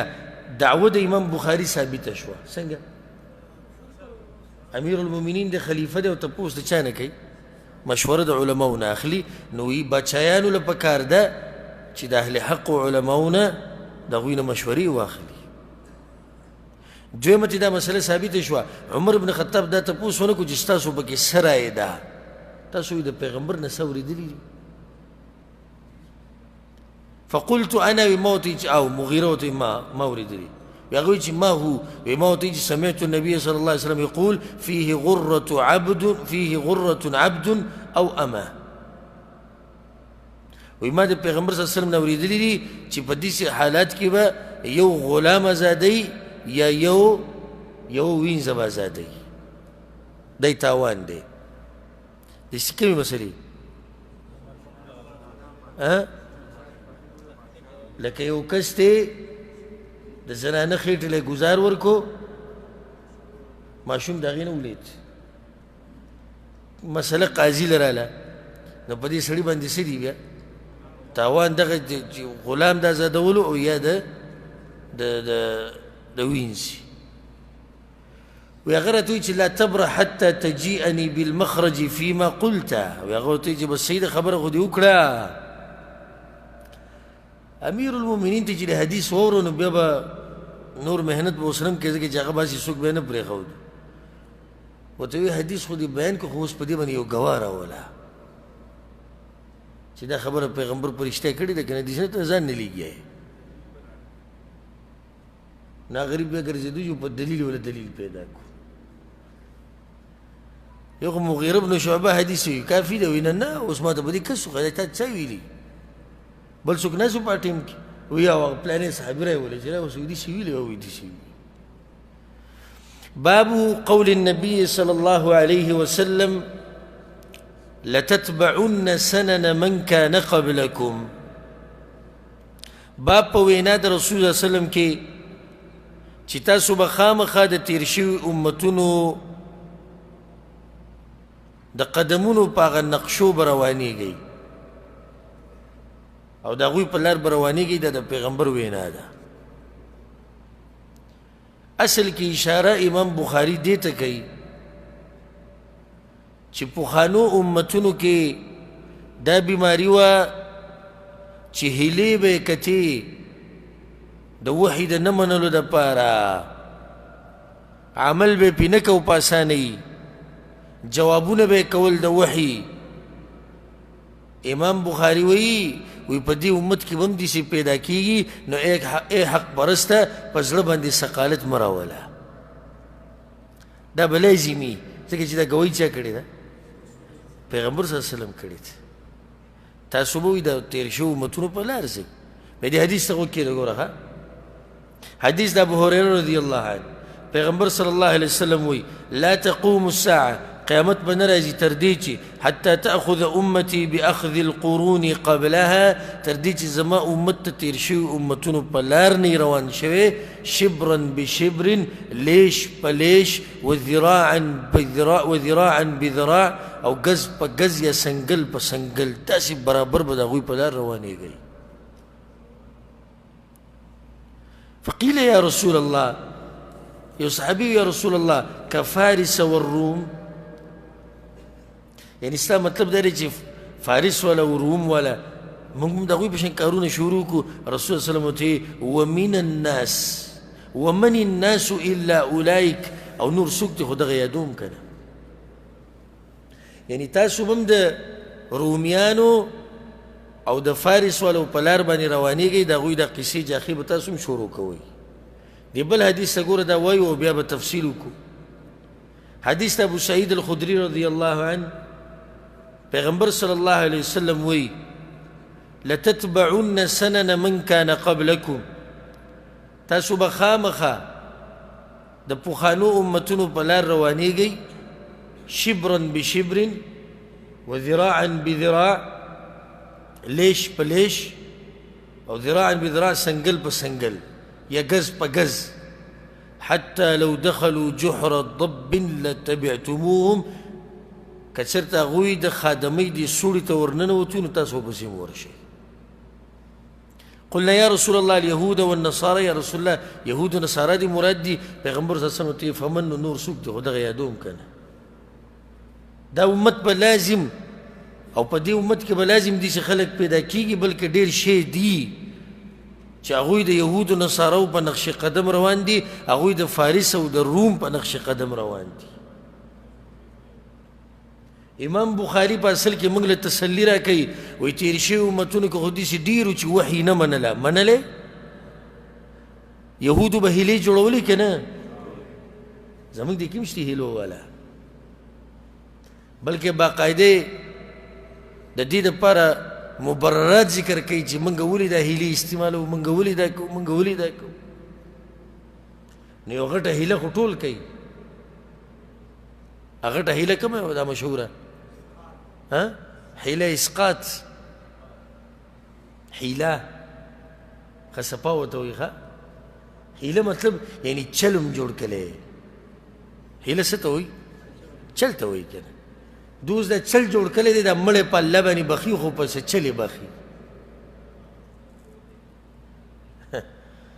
د الله سره ته څه چل کوې لکه؟ وایي هغه داسې د صابون د چکۍ او د جوړه جامه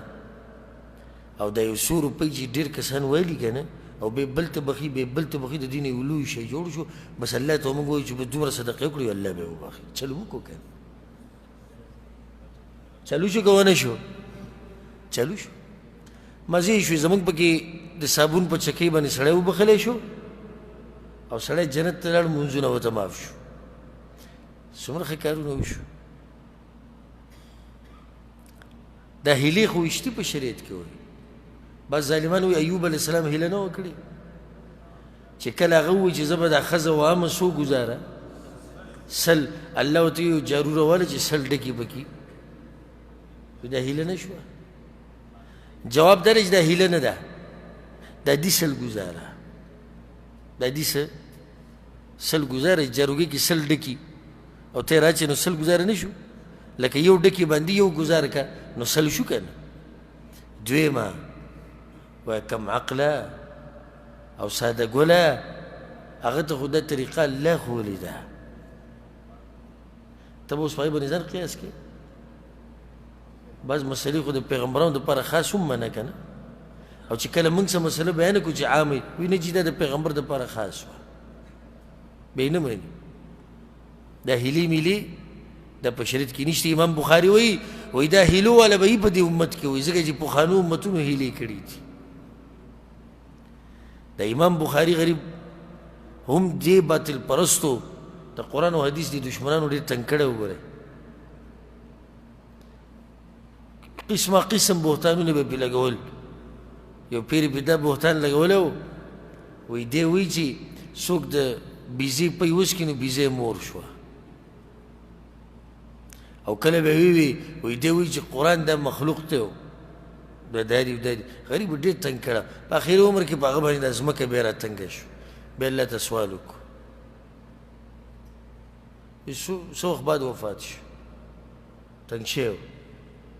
نو څوک چې دا حق بیانوي د ده دشمنان څه ډېرې که لګي ډېرې سبحان الله د پیغمبر صلی الله علیه وسلم دا حدیث او زمونږ دا حالات څنګه زمونږ دا امت د یهودو نصاراو په لار روان دي لباس ته وګوره پینټ شرټ چې داسې ځان ښیي چې لکه زه څوک یم نو بیا څه چې پینټ شرټ صحیح د هغه ملکونو کې پینټ شرټ اچول چې هلته د هغوی دا لباس دی صحیح زموږ په ملکونو کې که چاته ضرورت وي صحیح بې ضرورته موږ وایو نه ده پکار نو دی چې داسې ځان داسې تا ته لږ دغه کوي شو کوي نه داسې تنګ پینټ به اچولی یو او د هغې سره په دې ټایي به یې م اچولی واسکټ به ورسره کوټ به یې م اچولی په دې ګرمۍ کې دا چې وایي 3 پیس دي 3 پیس ہوتا ہے 4 پیس ہوتا ہے 4 پیس دی بس دا 4 پیس پینٹ شرٹ دی ہوئی ہاں دی ځان له یو به دغی سبحان الله چرته تاسو یهودو نصارا انګریزان لیدلي چې زمونږ د لباس اغوستی او فخر پې کوي هغوی زمونږ هغوی چې کله چې د مذاق پاټ کوي او د خندانو زمونږ د لباس اچوي لکه یا د عربو ده یا د زمونږ د پښتنو د لباس کار یې خو چې د مسلمانانو وي په هغوی معروف او پورې خاندي او موږ چې داسې ځان لږ شوکوي چې زه څوک یم نو بیا هغې دپاره څه اچوي دې دپاره پینټ شرټ اچوي نو صحیح ده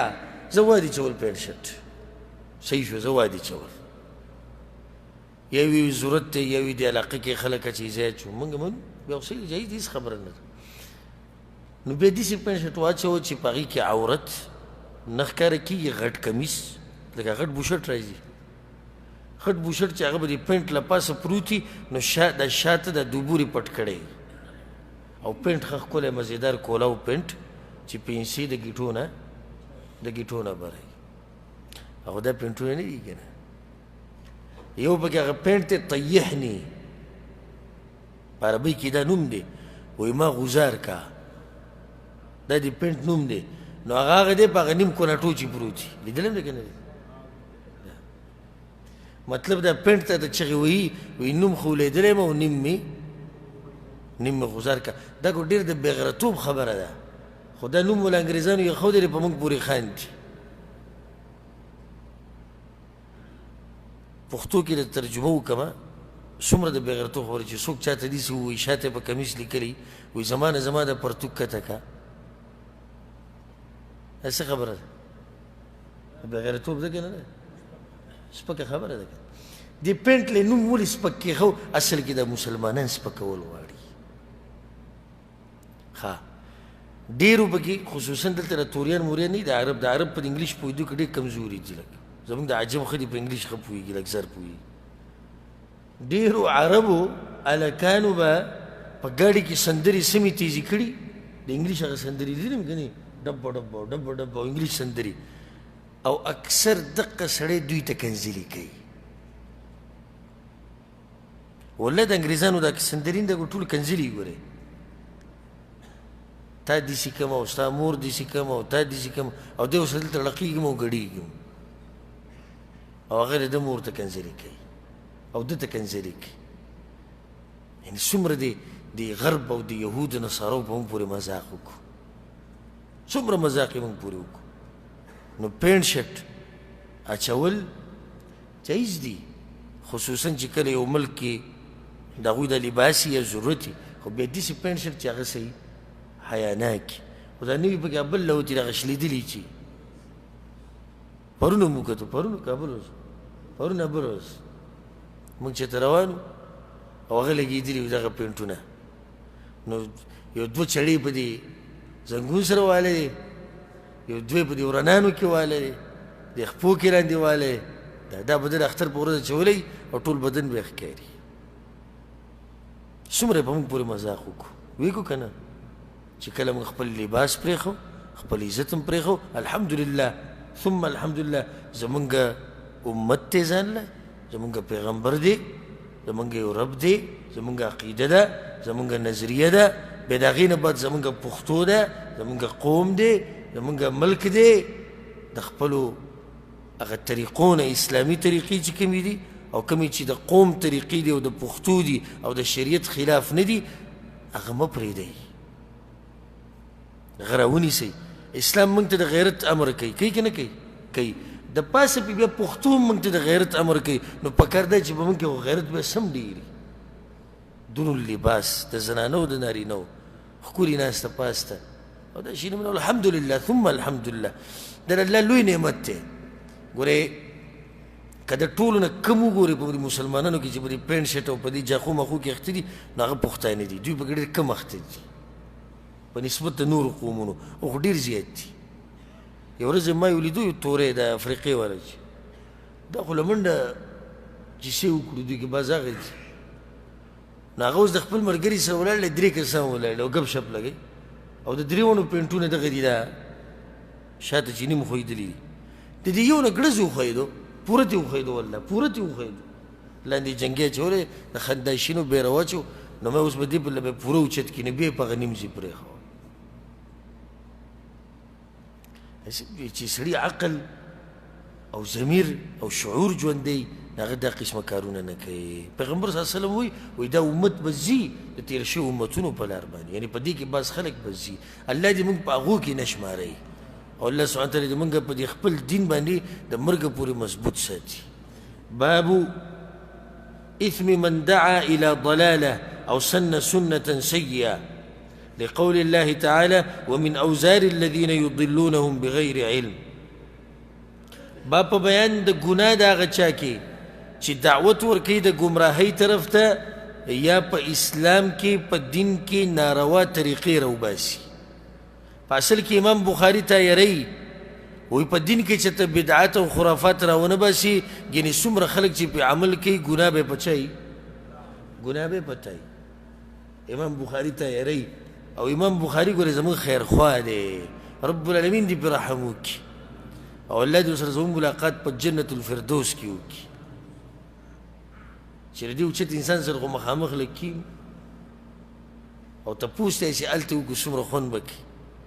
چې ته موږ ته دا خپل کتاب قصه اوس دلته وکړه چې ستا به دې ژبه او ستا د خولې نه واورو نو ډېر خوند به وکړي او ډېره دا قصه بیان کړي الله دې د دې نیکانو او د دې علماو او د دې امامانو او د دې صحابه کرامو سره الله دې موږ دې ټولو سره په جنتونو کې یو ځای کړي حدیث راوړی موږ سره مخکې بربر تېر شوی هر انسان چې ووجلی شي ظلمن هر انسان چې ووجلی شي ظلمن نو د آدم په هغه بچي باندې هم ګناه ده ولې هغه دا کار شروع کړه نو تا ته امام بخاري وایي داسې کار وکړه چې د بدعاتو د خرافاتو نه ځان لرې ساته یعنې څوک چې په عمل کوي په تا پسې به درشي دې نه بعد باب ما ذکر النبي صلی الله علیه وسلم وحض على اتفاق اهل العلم وما اجتمع عليه الحرمان دا واضح د اوږد باب دی حرمینو د علماو اتفاق او د هغوی اجماع او هغې طرف ته ترغیب د اوږد باب دی واضح دی دې نه واوړئ دا موږ سره یو څو باب دلته پاتې کېږي خو وخت لږ دی خو زه غواړم چې دا ختم شي یو څو به پکې ووایو کوم چې اهم دي دا نور واضح دي باب یې راوړی دی باب وكان الإنسان أكثر شيء جدلا حدیث وزره 300 او وسلويخ وزره 300 وسلويخ راغی که تاسو ورلی صحیح تعبیر د دې څه دی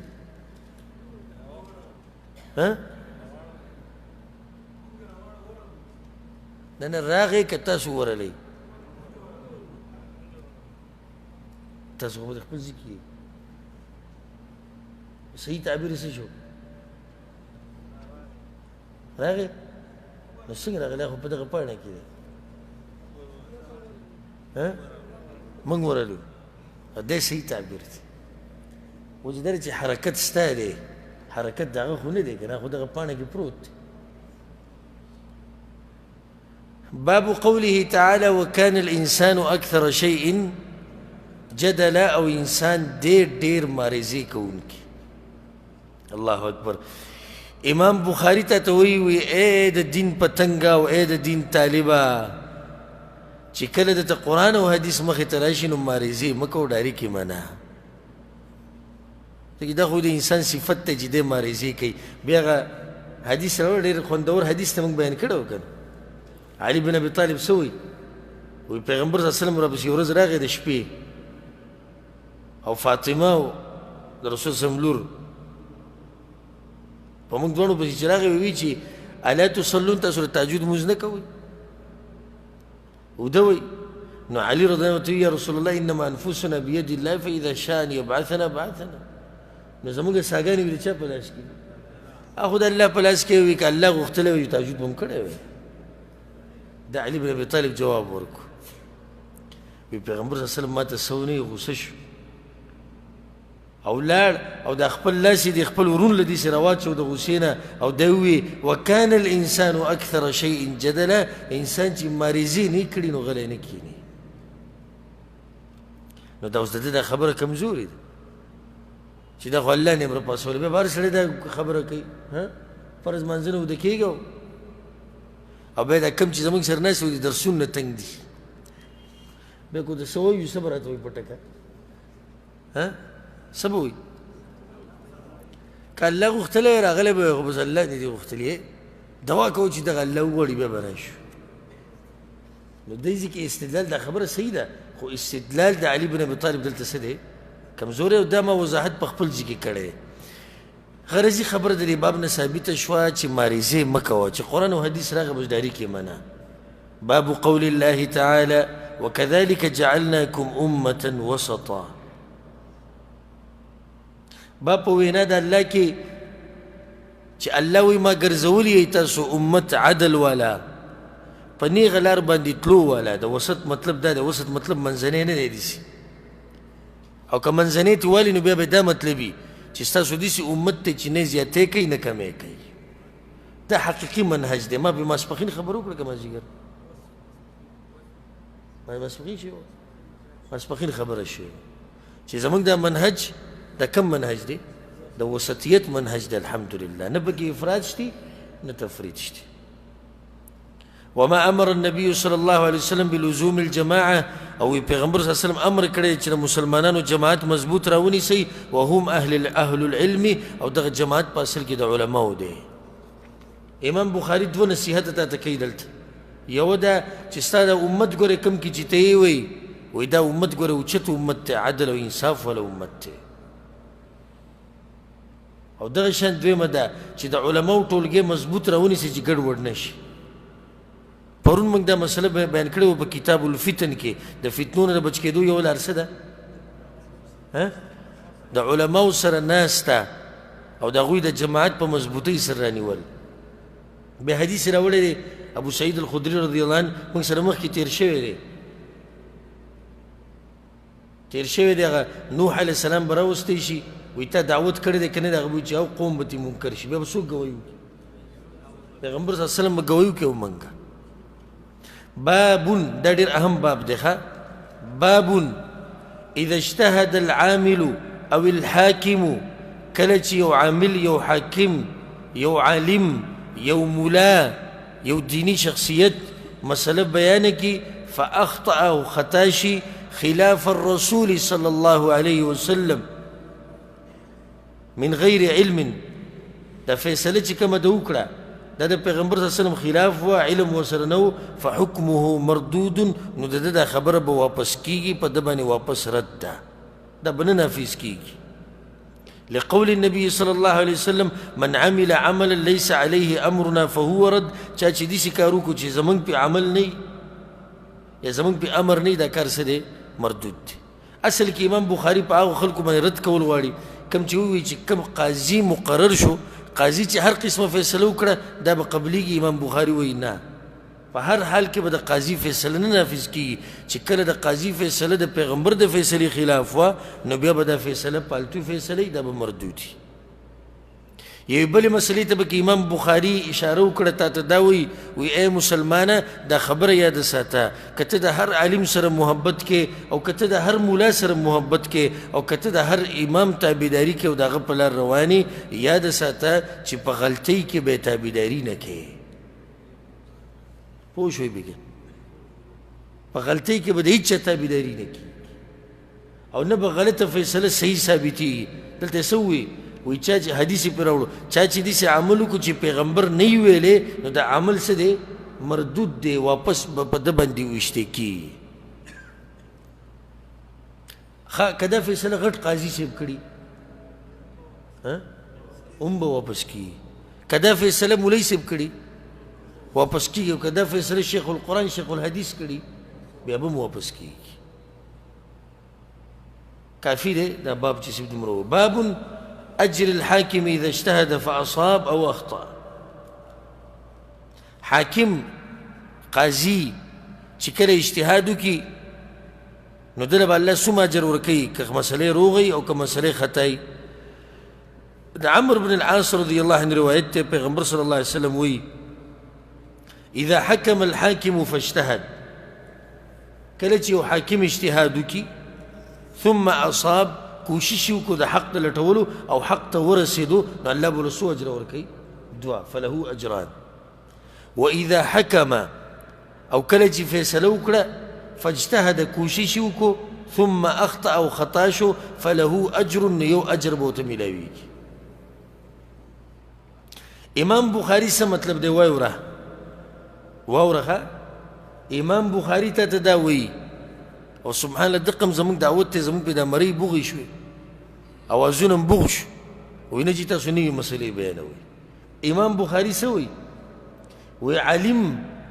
چې اجتهاد او کوشش وکړي د حق د لټولو او حق ته ونه رسي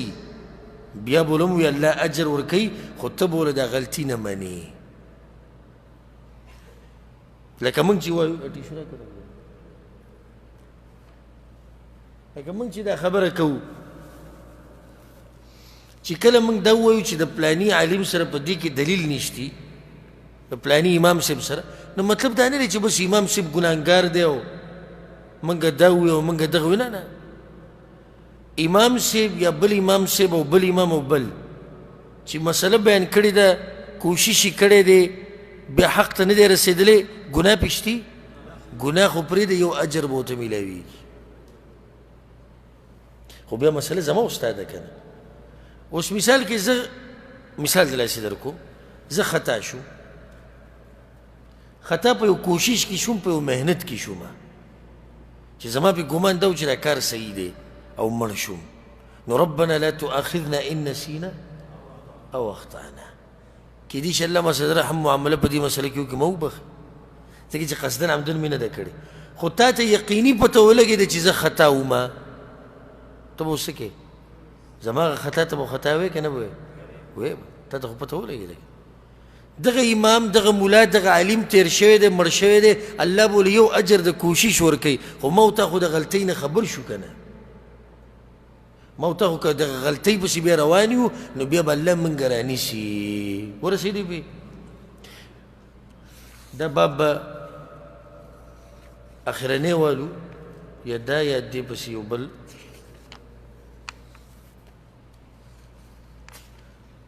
دا دوه بابه به اخرنی والو اگر که ابواب پکې نور هم ډېر شته دلته امام بخاري رحمه الله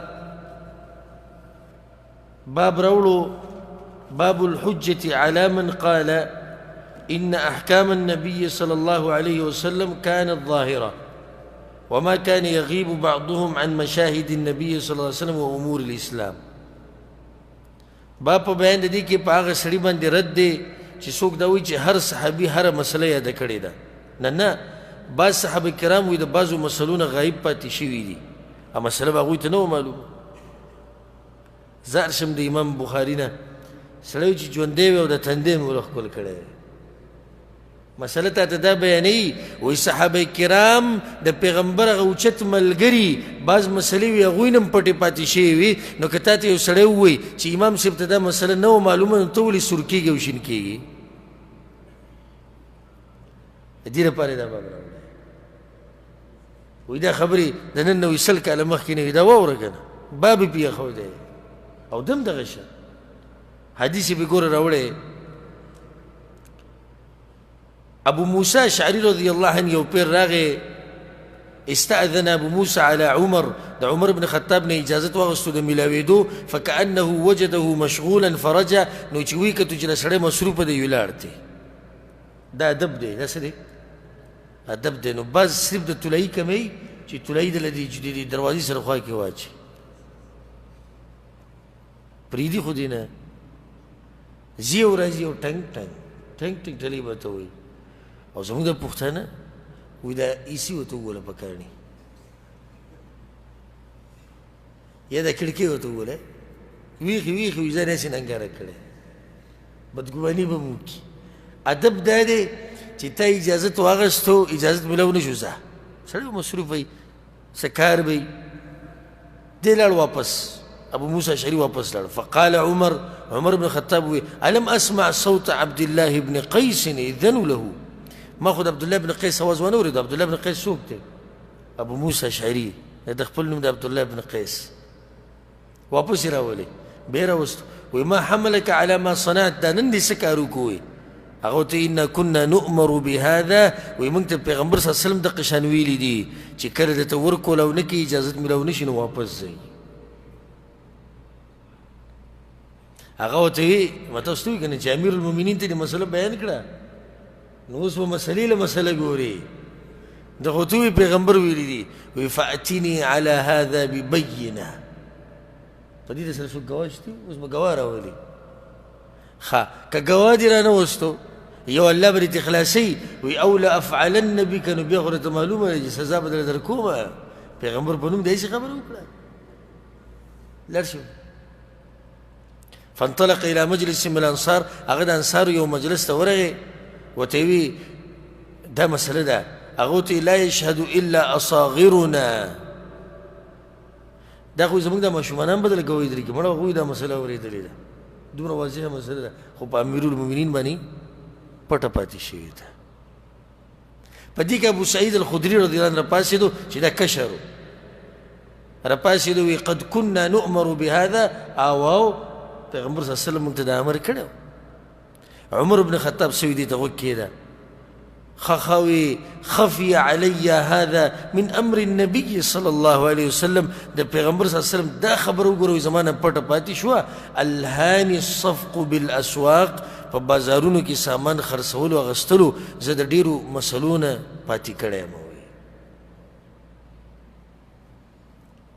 ټول ومنله تاسو ټولې منئ که نه منئ ټولې منئ دا کوم چې زما د پروګرام ګوري دوی مني